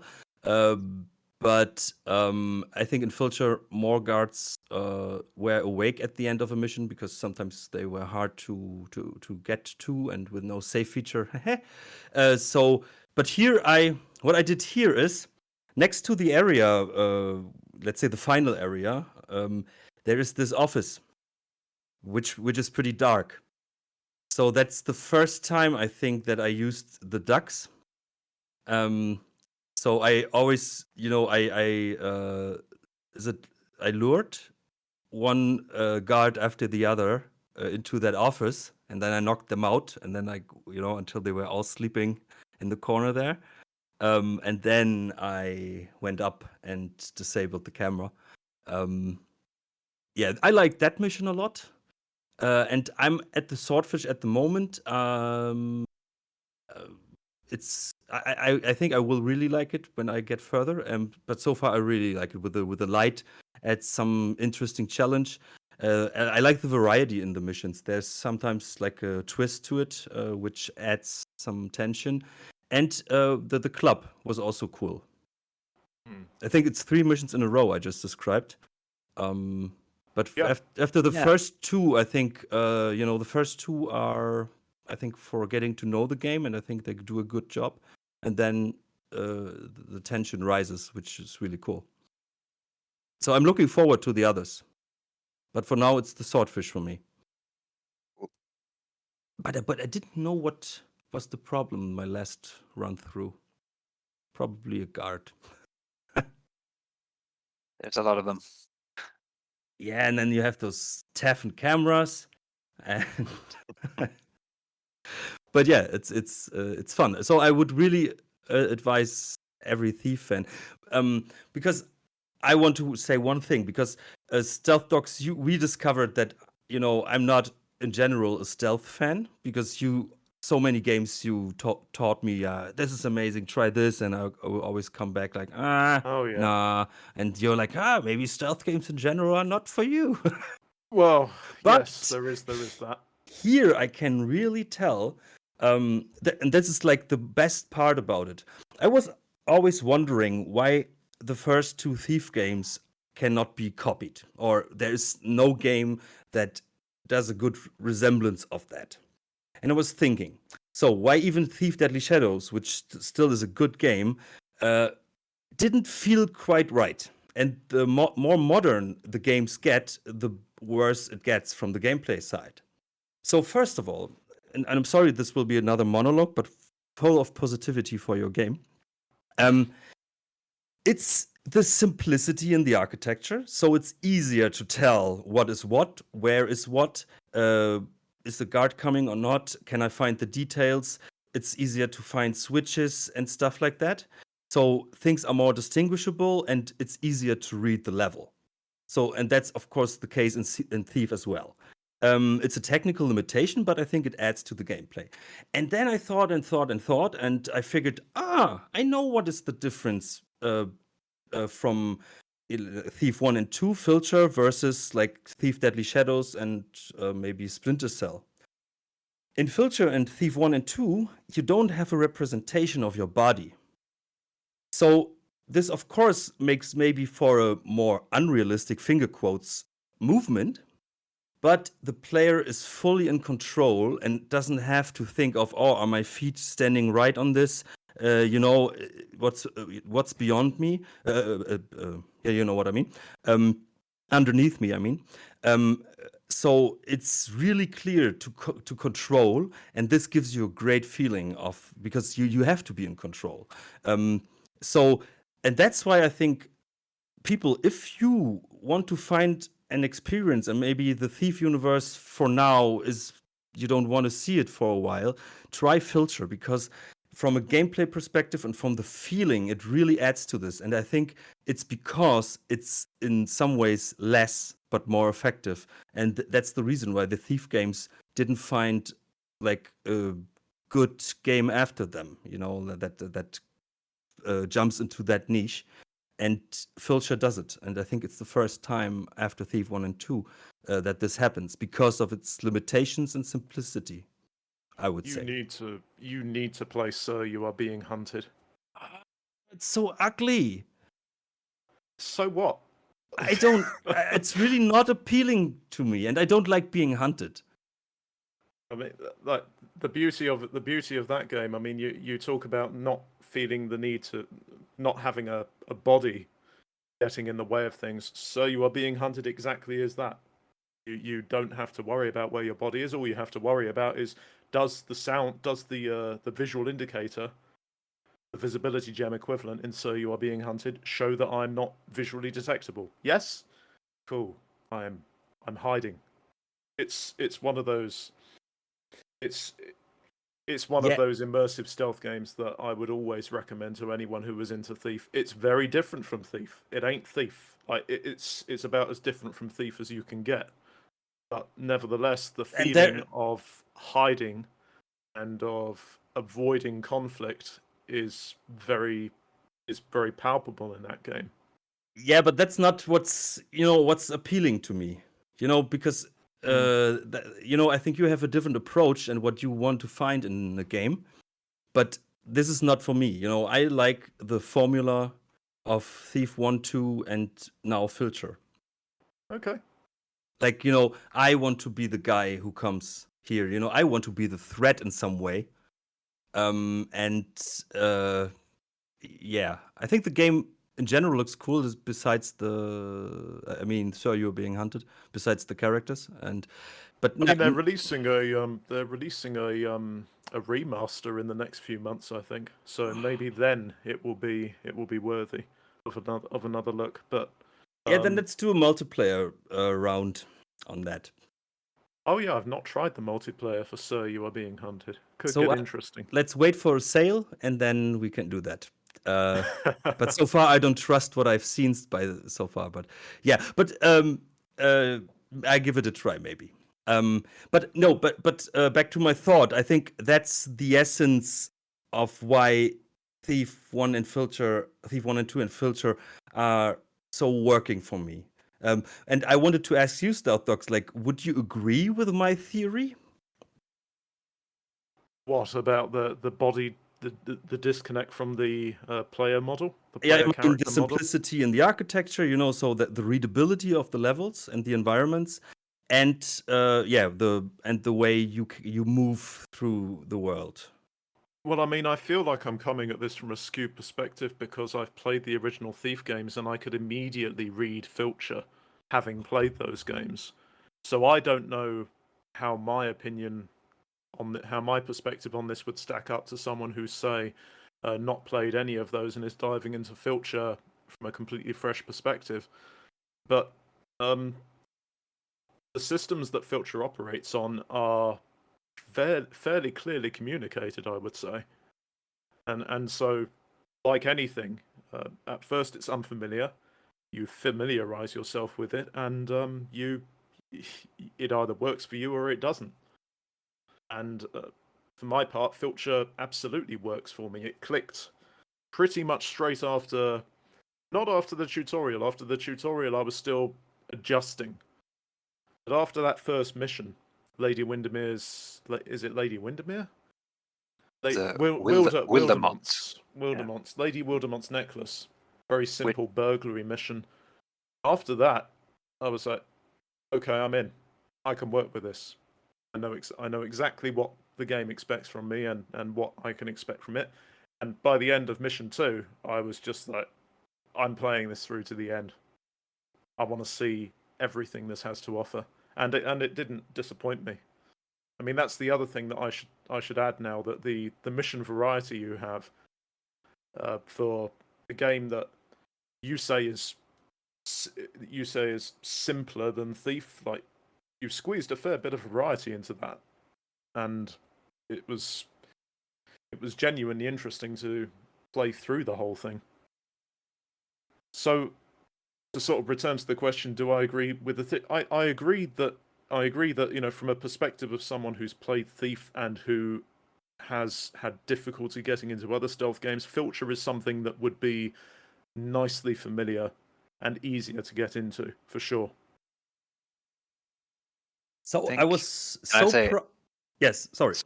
I think what it comes down to here is a personal thing, but I always like when stuff is left to my imagination, whether it's in stories or in art or in game design, and not showing the player's body lets you fill in for yourself. There is no like disconnect between what you see and what you would expect or imagine you're doing. So I think that's the strength of minimalism. I don't think it works for everyone. I think everyone's different, but that's what I was going for. It's like the reason why I don't have there's no reload animation for the dart gun, because I didn't feel like I needed it. It just slides out of the screen. And that might be too cheap for some people. Like, they want to see detailed reload animations, but I just have it does nothing for me. So I just detailed reload animations can go to hell. You know, And I agree, actually. Yeah, and who would reload in front of their face? right. You know, Takes me out of the. I would, yeah. And you wouldn't do exactly the same each time either, depending yeah, on if you're running or if you're leaning on something, or yeah, I don't know. it's yeah. entirely true. How many times when you look at someone reloading in a film or TV show, are they focusing on the threat and they're not? Or Yeah. it's like, I don't know, when you back in the days when you had like a Discman or something, you didn't always, when you skipped a song or something, you didn't always put the thing in front of your face and then you Mhm. clicked. Maybe my grandpa would do it, but I would normally just press the button and not looking, and I think it makes sense. And I think it was the same in Thief. Like when you shot an arrow, you don't see that reload animation, and nobody complained about that. I think it's just because modern gamers are spoiled, maybe. And there are even videos about the best reloading animations of all time. Um, but yeah, I You didn't can, actually, I didn't even recognize that she just puts down the gun and you don't see it. For me, it was just natural. yeah, totally. And I mean, you can flex when you're designing these things and put in all of the animations and all of the details you like. As we saw with Thief 2014, you can have all of these really nice animations of picking stuff up and Oh, sliding your yeah. fingers under paintings to find buttons. It doesn't make a good stealth game or a good game in general. That's It's that's something that comes through um, focusing on like environments and and the way in which the players can pass through those environments. The flash, the whole sort of the gilding the lily, as it were, is something you can do after you've designed the whole thing and after you're happy that it works in a very basic sense. I think that's a very good example because at the moment I'm replaying Thief 2014, and at the beginning, of course, it feels always very cool and immersive, like seeing the hands. Hmm. But after a time, you're wondering like how would that look from the outside?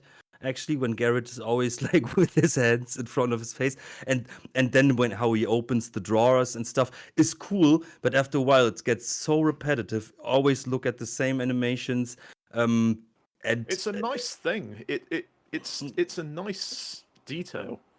but you lose control for 1 or 2 seconds, and Yes. Yeah. and in a stealth game that is really really bad. You cannot look around. And in Filcher I can come. Let's say there's a chest somewhere on the table, and there is shadow half of the and light, so I can find my right position to open it from the dark part of the room, and I couldn't do that if there would be an automated animation doing that. Mm. And I think I'm thinking also of I think Duke Nukem 3D had this reloading animation, but I think there it worked it had a purpose. You want to show off, it's Duke Nukem, and he reloads, and it had Yeah. it made sense Totally there. different game. Yeah. But in Filcher, I think this would be more of a distraction. I don't want to look at it. I just it has to work for me because I want to have the control about it, and yeah, I wouldn't look at it anyways because I have to scout my environment. I mean, Filcher is a great example of a stealth game where the details that matter are the things that have had the focus Yeah. put on them, and the nice aesthetic things that are going on with the 2D with the 2D objects and the little tweaks, the little animations or whatever. Like that's icing on the cake. The stuff that matters has had the focus, and that's been really nice to see.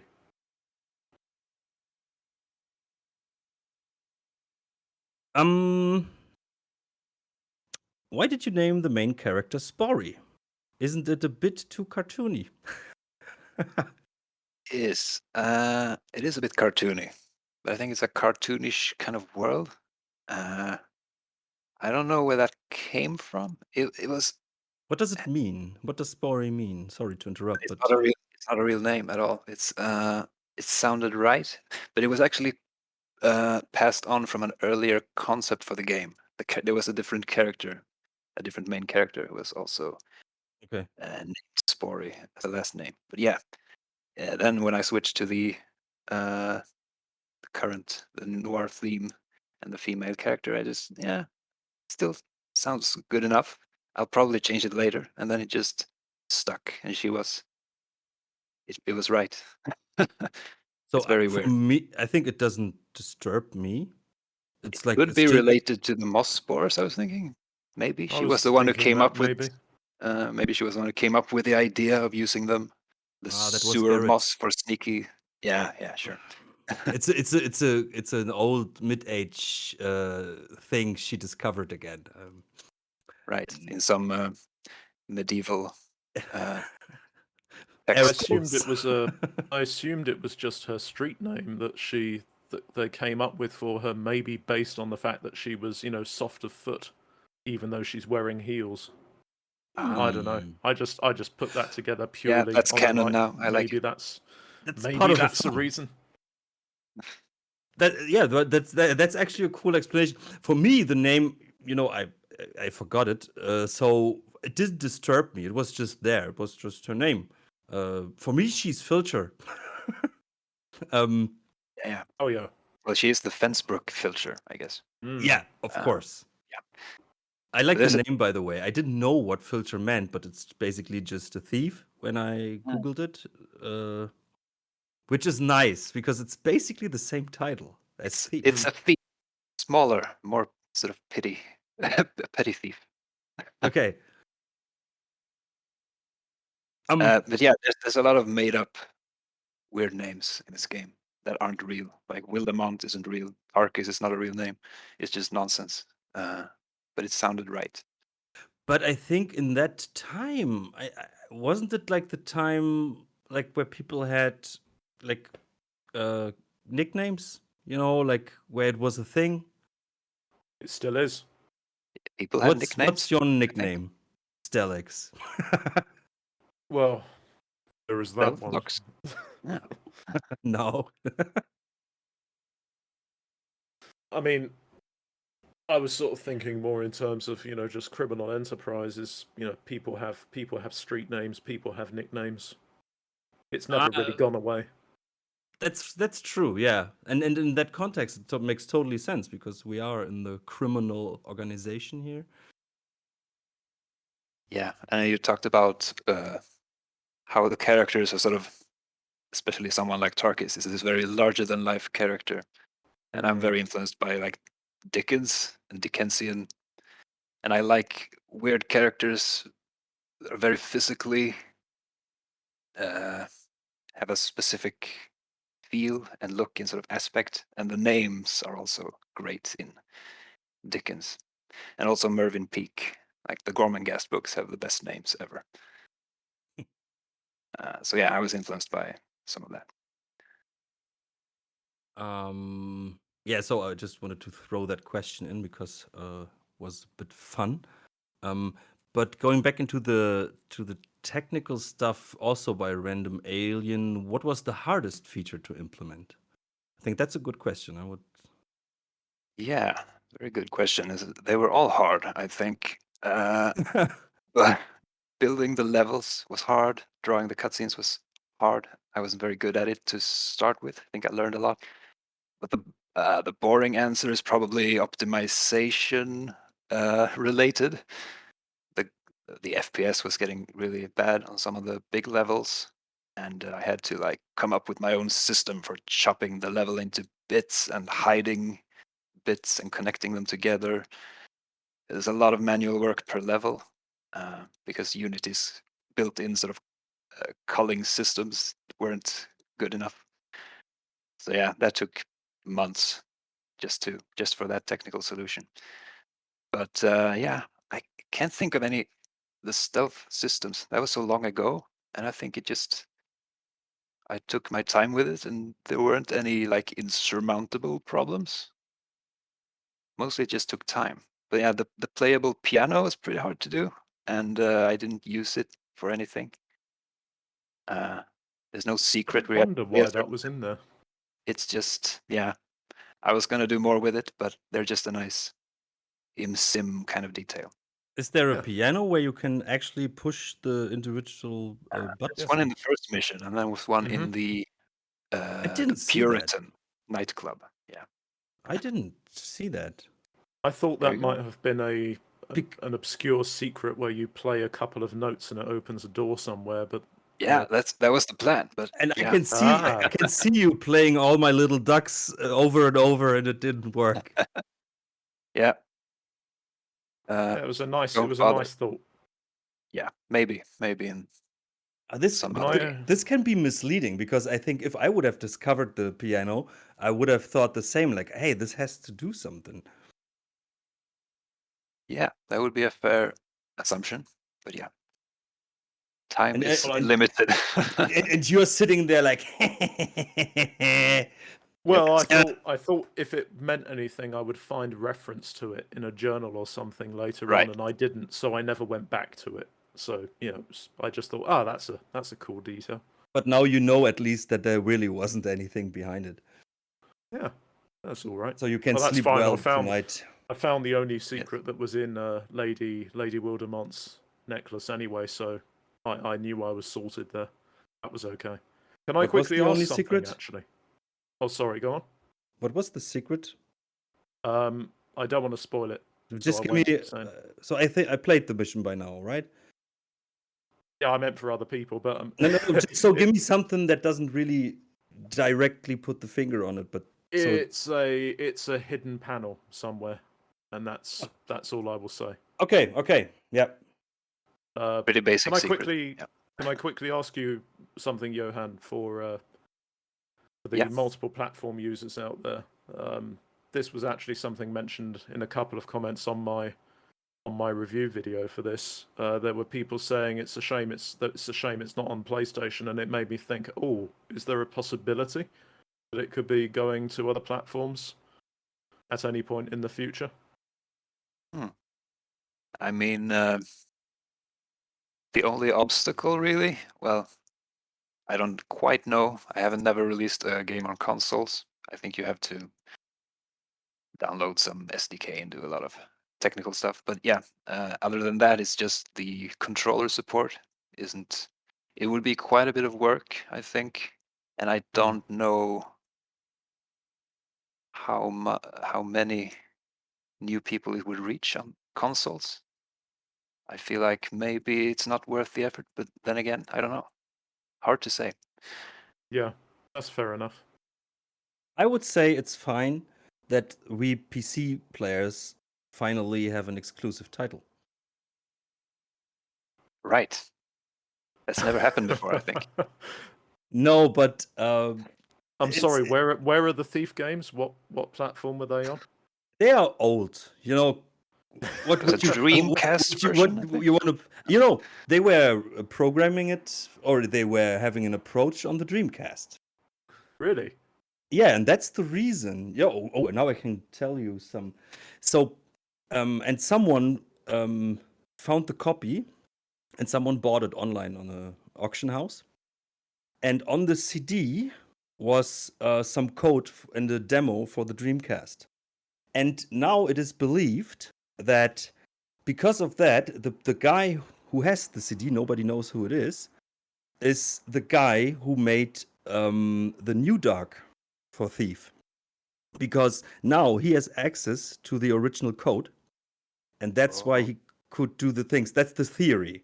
That's like a conspiracy theory.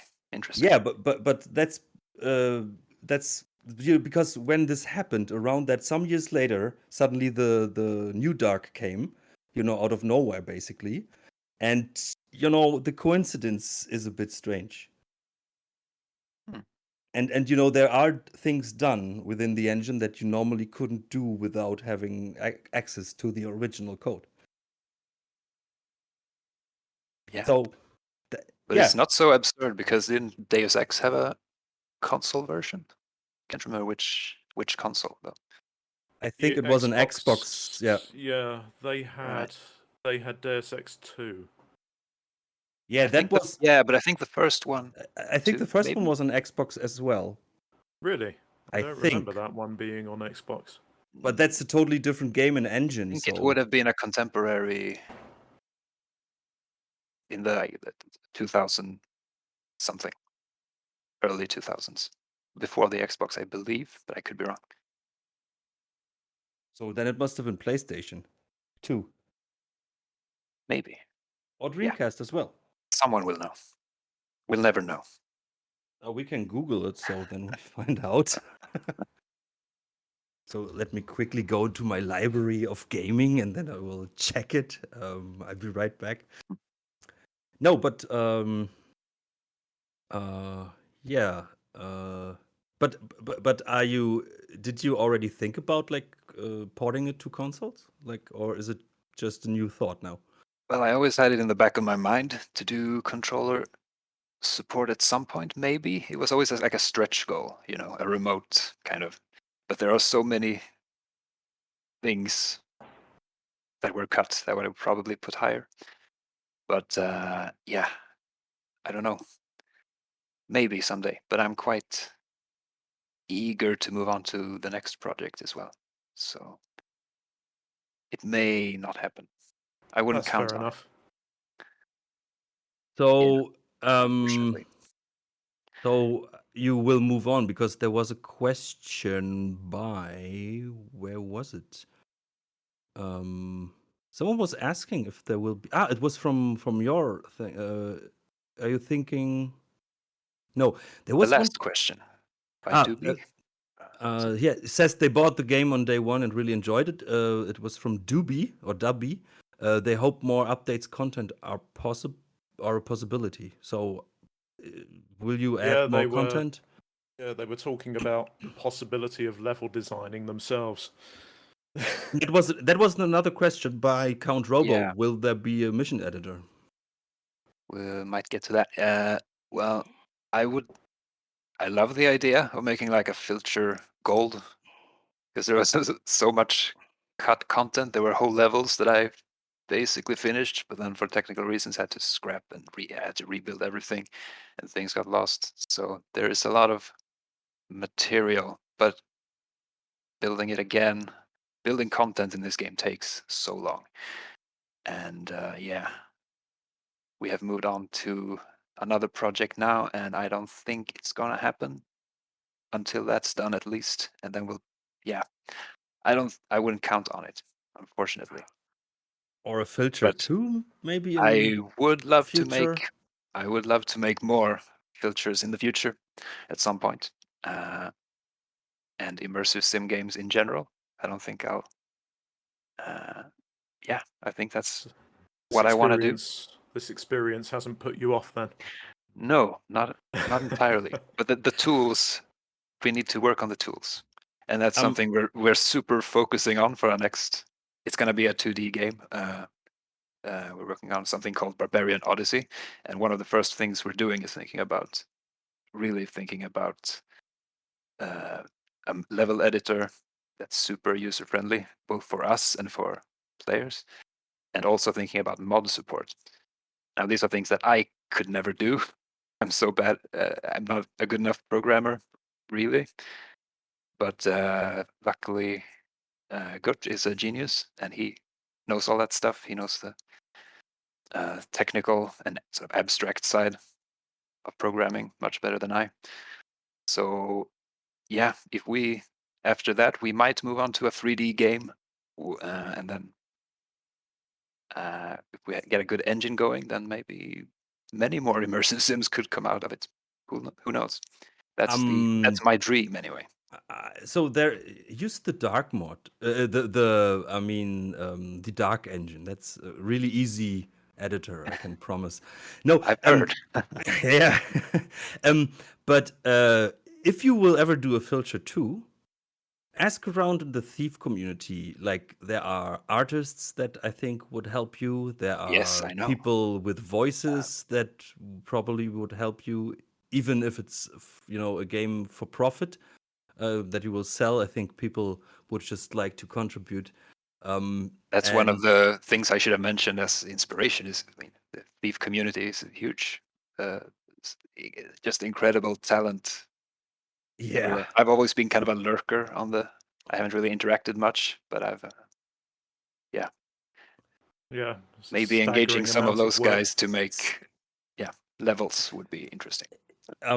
you know, so you are still aware of what's going on, like with the Black Parade, for example, and Random Taffers campaign, the Broken Goddess is in the works, and Kind of. I don't keep up all the time. I've heard those words, but I tend to like when there's an anniversary or something. I sometimes look at the fan mission forums, and I didn't get into playing them really until recently. ooh, With the release of Fen, Phoenix did the Angel loader, which was a huge. I think I've tried multiple times to get fan missions started, and not until that software came out I was able to. So I played a few now, but I've mostly looked at YouTube videos and stuff. But I've been hugely inspired by what I've seen. I could give you such a long list of must-play missions, Yeah, but maybe I'll have the energy now. I'm not working on one of those games. yeah, I can imagine like imagine like working on Filcher all day and then like now I want to play some Thief. Like no, Yeah, it's hard. It's very hard. yeah, it's like people say, if you're doing like a specific type of music, you should listen to other music. It helps your mind and your inspiration. Yeah, and there's so many stealth games coming out that I would love to try, like Peripetea. Haven't played the demo. I might wait for these early access games to be actually finished before I play them. But yeah, uh, there's a lot of interesting stuff. and there's It, also Delightful. I yeah, think you've heard of that. absolutely. Looks And very cool. uh, what else is There's coming? that Fallen Aces game. I don't know how much if it's stealthy at all. It looks like more of a combat game, but it has a noir, very cool noir thing. Yeah, I just found out about that yesterday because the guys on Twitter, I just followed that, but it's more of a Rumbler or something. I think it's more about fighting. I just followed the tweet where they told that how they made the pooping sound, Oh yeah, which is I, pretty entertaining, I have to say. I mean like that voice actor deserves a BAFTA, honestly. I just saw it and it was like really, really interesting. Yeah, And I but that's liked the another effort. 2.5D game, of course, and I think Trey Powell, is that his name? Yeah, I follow him on And, Twitter, and and he he posted today paint how about yes, they are hand drawn, the sprites. no, with the mouse. Yeah, which When I read that, I was like, "What?" I did that initially. It was much more. It was much lower res. It was like much more pixel art, big chunky pixels for Filcher. But even at that low resolution, hand drawing the characters was just Oh, so so overwhelming, so so exhausting. I thought because that would have been one of my questions because they look like you rendered them in 3D before. Yes, I modeled them in Blender. And yeah, I mentioned this to you, Alex. Yes, Stealth Alex. Yeah. yes, Stealth. because I was wondering about that as well. It's Uh, yeah, I hadn't done any of this before, so it was a big learning process. But what I ended up doing was 3D modeling them in Blender, and then and animating them, all the keyframes. But then I also had a script which would move the camera around. Something I found online, a script to spin the camera around and output an image for each angle and frame. And then I wrote a Unity script to put them all together into a sprite sheet, basically. But did you only need like half of the like only 4 sides and then you could mirror them? Or Well, did that you was really one of the take all of the pluses. 8? I took all 8 directions. So yeah, it isn't mirrored.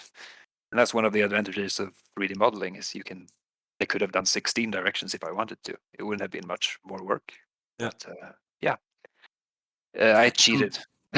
One question just occurs to me, like, why are some of the chairs 2D models or like 2D like models? Yeah, and most of the chairs are 3D. Yeah, I wanted the swivel chairs are 2D because I wanted them to be interactive. There's kind of a rule going on in the game that things that can move are usually 2D. Things you can interact with, like throw around. And that had to do with some physical. Yeah, I wanted restrictions for the physics in the game But for I can various move reasons. 3. I can turn around 3D chairs as well. Oh yeah, some of them, but they are static. You can't move them. You can rotate them, but not. Yeah, rotate them. Yes, of Yeah, course. Yeah. so there are some. So It's it's very inconsistent. There are a few different styles of objects in the game. so It's true. now I get it because you can pick up those chairs. They are 2D, and because this was a bit irritating, like, okay, why? But now I get it. Yeah. It's probably an artifact of working on it for so long that Yeah. things become a bit inconsistent. Yeah, that happens. Yeah, but I think it's the only thing, if I remembered correctly. So, Maybe, yeah. Some of the um, objects sort of had to be 3D, like the 3D monitors and stuff. It made sense. um, and another decision where this is something the save feature I could live with, and I could even see the benefits of it. But those self-closing doors, what was the idea behind that? All right. So stealth dogs, you know what I mean? It was initially confusing, but I thought, well, I guess it makes sense. It was something I learned to live with. It was quite funny though. If I was waiting for a guard to pass me by, and I had one of those big, the metal doors that made a lot of squeaking when they got opened and shut. It was quite humorous just to sort of open and close them repeatedly as the guard walked past. Not noticing Right. anything, of course. But it was just, yeah, it was fine. It was But what? okay. It didn't bother me too much. Oh, really? It makes me really angry at some point. So I really want to see that explanation. Well, the thing is, it was a few technical things there. I didn't pay this that much thought, to be honest. I didn't quite have the problem because I knew it. Yeah, I knew it, I would have to do it this way. But basically, you don't want if you have left a door open and you want a guard to walk through it, it makes sense for them to close the door behind them, right? But in Filcher, guards don't know about open doors. They only know about doors that they have opened, and they auto-close them as they pass by. And I would have to program some other way for them to know about the door. If they, yeah, if the So player, it was a workaround. it was kind of a workaround, and also, yeah, Nice, because you want the doors to close eventually. That was my nice. thing. That's a good Uh, solution. but also No. there was kind of a might not be a good solution, but there was also a performance thing. Like I was worried about the player leaving all the doors open in a mission. That might potentially tank the FPS if you have a lower end PC, especially if you leave a lot of optional sort of lights, desk lights on. The lights are quite heavy on the. Yeah. I can accept that explanation, but for me it's so annoying because okay, I could live with that. Okay, obviously I can live with it anyways, but my biggest issue with that is that when you again click on them, you know it's automatically the close option. So Right. when I wait, and you often wait behind a door and scout the area or wait for a guard to pass, and then I'm always double clicking on the door, like close, open, close, open, close, open. Yeah, you have to learn to like double click. Yeah, like back in the 80s. And no, but it's if that would have been possible, that if the door is already closing automatically, if it's going back into its original position, that when you then click on it, that it opens again. you know. But this was really annoying. It I can say really I took me. tried it. I tried that both ways. I think that if a door was closing by itself, that it would go to the open thing. But that was it's complicated. Uh, Like my yeah. relationships. But they they close automatically as well. No, You're but not alone in hating it. I've learned. yeah, uh, yeah, but on the other hand, that's what I always tell my apprentice and stuff. When we have reviews every half a year on their work, and of course you have like one or two things they should do better the next time or in the future. And I always tell them, but it's good if it's only one or two things we can focus on instead of having many little things to focus on. So this is a big issue I have, but it's just one of two issues I have, maybe even just the only issue I have with the game. So, and every game has issues. So it's just one thing. Yeah, I can accept that one. Yep, my bad. I didn't care about it in the end. I still don't care about it now. In fact, if that had not been brought up, I would not have thought of it. Really? Because you saw maybe on the document, like I wrote it in big letters with an angry smiley behind it. Yeah, I did wonder about that, but Yeah. I mean, I mean, to each their own. I can't sort of I can't speak for other people's experiences. For me, I didn't care after mission 2. I just accepted that was how doors worked, and fair enough. I don't know how in the countries I lived in, um, the doors didn't do that.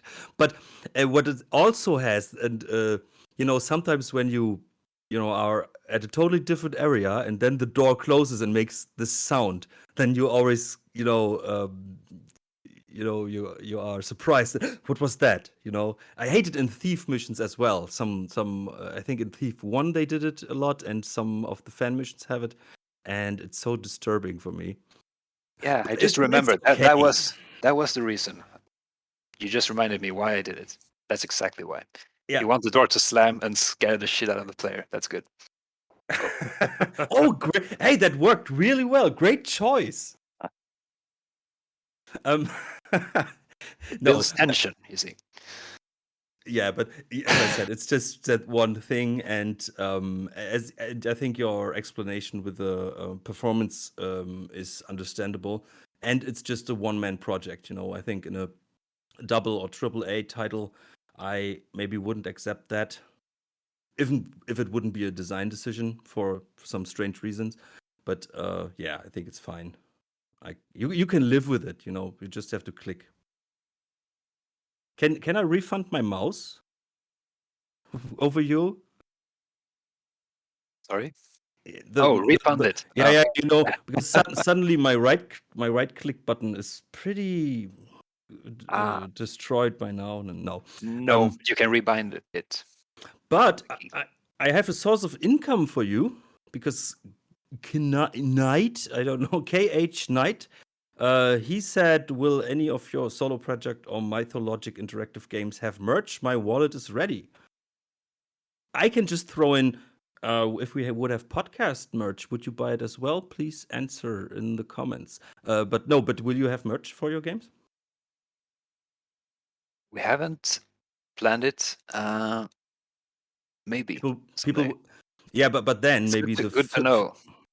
the Definitely Filcher one day. enthusiast would just go into the warehouse, where you stock them, and then Oh they will yeah, steal it. yeah, No, but yeah. I think That I would work. think I like the cover of it. It would be a cool motive if you put it in a cool shape. Yeah, sure. We might look into that someday.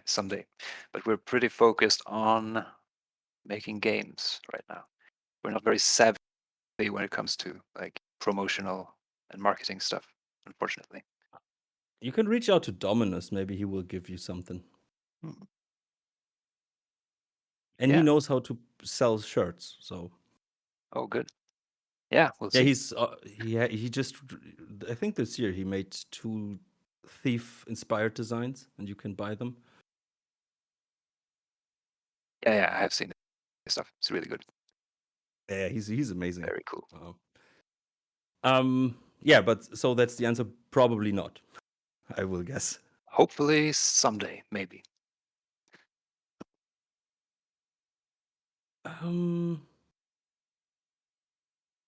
So so I think we already answered that, because the trickster asked, are you thinking about more thief-inspired games in the future? But I think we already covered that. But what he said is games that follow immersive sim classic stealth principles are very rare these days. I would disagree with that a bit. What do you Yeah. say, Stealth Dogs? Or you both? Yes, of course. Well, hard disagree. I mean, this is it's easy to get into. It's interesting. It's interesting seeing comments from people when you put this stuff in front of them, because everyone's got their own idea of what pure stealth is, and I always find it funny to sort of compare and contrast. The last video I did, I talked about X-ray vision, and the range of answers that I got on that video, there was a spectrum of people who were just like, "Oh, I don't mind X-ray vision," or "I don't use X-ray vision at all," and "I hate X-ray vision and it doesn't belong in stealth games. No true stealth game uses X-ray vision." So I always take anything that's sort of any statement around the idea that stealth has that there's no.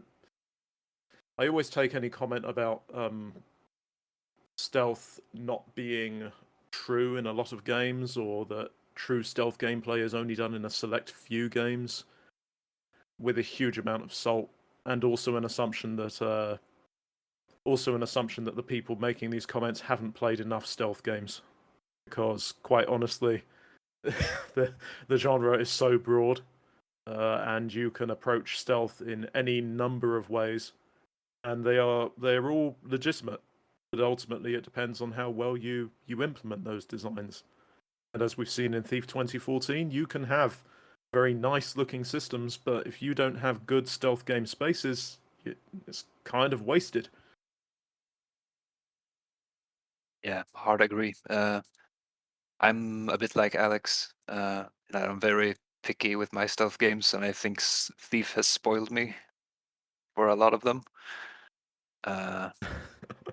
But I would never say a stealth game is invalid because I don't like it. It's very subjective. Yep, and I would say, like, because he just didn't say stealth. He also said immersive sim, and I think immersive sims, there are a lot of them. Oh yeah. You like, just think of Dishonored or Prey, that is not so much so long ago. Deus Ex was a thing. So yeah, and there are even others. I think New Blood is working on one immersive sim. I cannot recall the name. Gloomwood. Yep. Yeah, and another one that is in a more pixelated style, but also 3D. But I cannot recall. Yeah, but Gloomwood is coming out, and yeah, there's a lot of stuff. I think Peripatia, which is coming out. also, right. I think it's yeah, maybe it's more of the personal definition.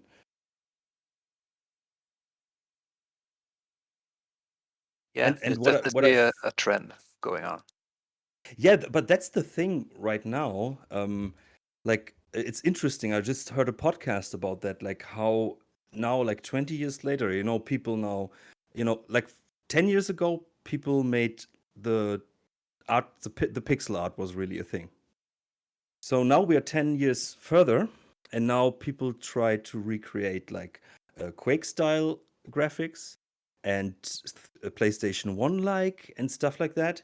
Yeah. So the games that the way the games were, like System Shock and maybe stuff like that, is also coming back. Maybe it's interesting that the cycle is like 20 years in Yeah. general.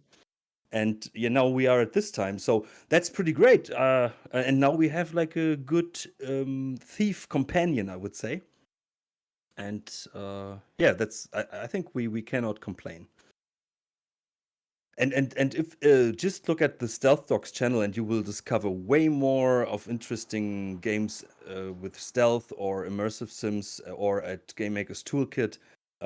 So yeah, uh, Thank you.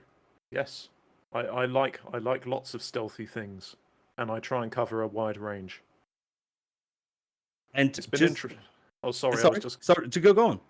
I was just going to say it's been interesting listening to your struggles, Johan, building Filcher and dealing with 2D assets, because I was talking to was I talking to? No, I was reading the dev blog of Puppy Games, who made Basingstoke, and their game was a full 3D thing. And that was sort of like a survival stealth horror affair. And their dev blog just went into great detail about the absolute nightmare they had trying to put 3D assets into their games. Right. And so it's interesting seeing that, you know, it doesn't matter what way you choose, it's all hell, it's all difficult, and it all comes with its own sets of problems. So thank you for sharing yours. Should say making games is hard. Mm. It's hard to, yeah. It looks easy when you're playing them, but yeah, it's true. And I've been meaning to read that. I saw your video. I mean to read that dev blog post-mortem thing. It's very interesting. It's very interesting seeing you know the breakdown of what went well and what went badly. Basingstoke had a rough deal. Anyone who's listening, grab that game when you can. It's very good. It's a very good little stealth game. Brutal, but very good. Yeah, it looks cool. Yeah, another game where I would say, no, it's not for me. Sorry. But at least, you know, I'm still waiting for this Fox game. So Yeah, the Fox and the Sand. Is it Sand Fox and the Sand something, or is it I'm just clicking on the Discord channel. I never visit. The Siege and the Sand Fox. the Siege and the Sand Fox? Yes, This 2D looks stealth. 2D stealth, and the character looks like Garrett Hmm. in a pixelated version, which is, you know, for identification is really cool. Oh, Wildfire had a Garrett-like character too. What, Wardfire? Is it Ward? Wildfire. Wildfire. Okay, because it sounded like Ward first, and I was Sorry. like, what is a Wardfire? Like That's blah. just my pronunciation getting ahead of me. No, Wildfire. Um, Wildfire had a yeah, Garrett-like character. you know that I tried the game, and it's kind of fun, but at one point it lost me. But yeah. But Johan, one question I have, because you just mentioned it earlier. You choose to have a woman as a main character. What led to that decision? Because I think still today that this keeps some players away for some strange reasons. Maybe. You're from I don't Sweden, know. so maybe that's the reason. Does it keep people away? I Is don't. that a I mean, thing? I think there's a lot of games have female protagonists these days, Yeah, so I don't but think it's an unusual thing, really. but still there are you know, studies that still say that it can be for some gamers. But anyways, was it, Yeah, you might know, be true. what led to the decision to make it a woman? Because normally if you think of a noir game, you know, it's mostly men. And Yeah, I'm trying to remember. Might have been that I was struggling with the tone, and protagonists are hard. It's such a specific thing. If anything is a little bit off, it can take you out of the experience. I don't know. It felt right for this game, and maybe I wanted to differentiate it from Garrett also, because Garrett Spory has a lot of Garrett DNA in her snarkiness and the sort of sardonic commentary on everything. I think she has a slightly different edge, maybe a bit of a softer, more kind of playful side to her. But yeah, there's a lot of. I think I wanted to avoid direct comparisons,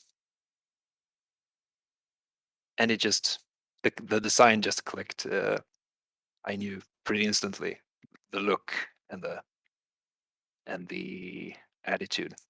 And what I also think, she's in that criminal, man-dominated world, and and the guards, they are like men with wide shoulders, and I think that she is she stands out on this, and I think it gives you a good feeling, like being smarter than them, with their big bodies and their presence, their physical presence, and she's the opposite of that, and I think that actually fits with the game and the character. Yeah, it increases the contrast between her and Yeah, the the rest of contrast. the Right, people in the right. game. Yeah, Yeah. it's true. Um. Yeah.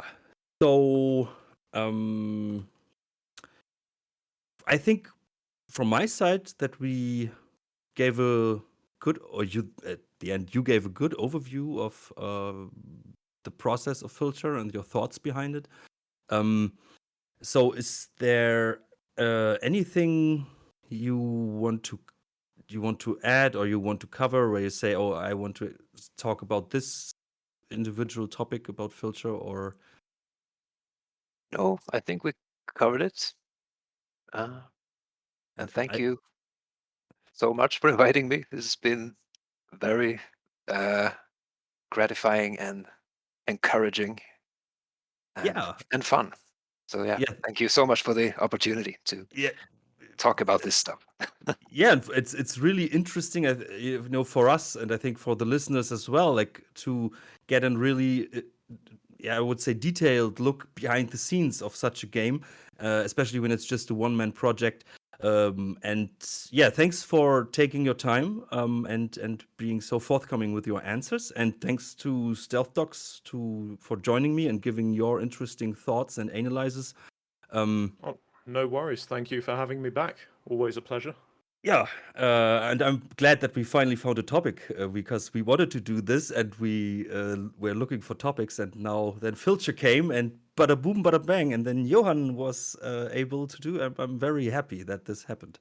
I actually wanted to have a break from the podcast because we did 3 in a row, but this opportunity I couldn't let through. So yeah, I'm very happy with that. So yeah, so fellow Taffers, I hope you enjoyed this little inside view over Filcher.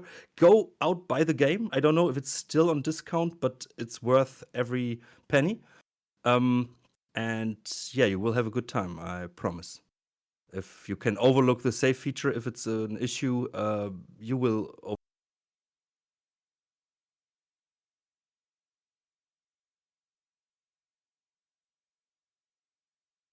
overcome that. I'm pretty sure. Oh, just Bye, thank you. Filcher. What? What? Sorry. I went first. I shouldn't have. I was just going to say bye, Filcher. I was just going to double down on that. Bye. Oh, I Yes. thought you thought you said bye filter as in goodbye. Yeah. No, I was confused. buy is in purchase. Purchase Uh, Filcher. Yes, please do. It's on Steam. Is it also on GOG? No, I submitted it to GOG this very day, but it's on itch.io. You can get it Okay. there. nice. And So yeah, so on Steam, itch.io, and maybe in the future on GOG. there's also a free demo if you want to try it. Yep. Links in the King- description, guys. yeah. Yeah, the demo is the tutorial and the first mission, if I remembered correctly, right? Yes, and there may be a few technical issues with the demo that aren't in the full game because I patched the full game, but not the demo. So yeah, You the can same. trust Stealth Dogs and me. If we say buy the game, then just buy the game. Yeah, of course. That's our authority on the stealth community. I claim that for today. I will leave you to claim the authority for the stealth community. I just work here. Like... Yeah, me too. So, guys, was a pleasure. I wish you a great weekend, and and maybe we have a reason to talk to each other for another time, maybe in the future. Would be great. So, thanks, Looking Johan. forward to it. Would love Thanks, to. Yeah. Johan, for your time, and Stealth Talks as well. And thanks, Taffers, for listening. Hope you enjoyed it as we did. Bye bye. Bye bye. Bye. I hate modern trends.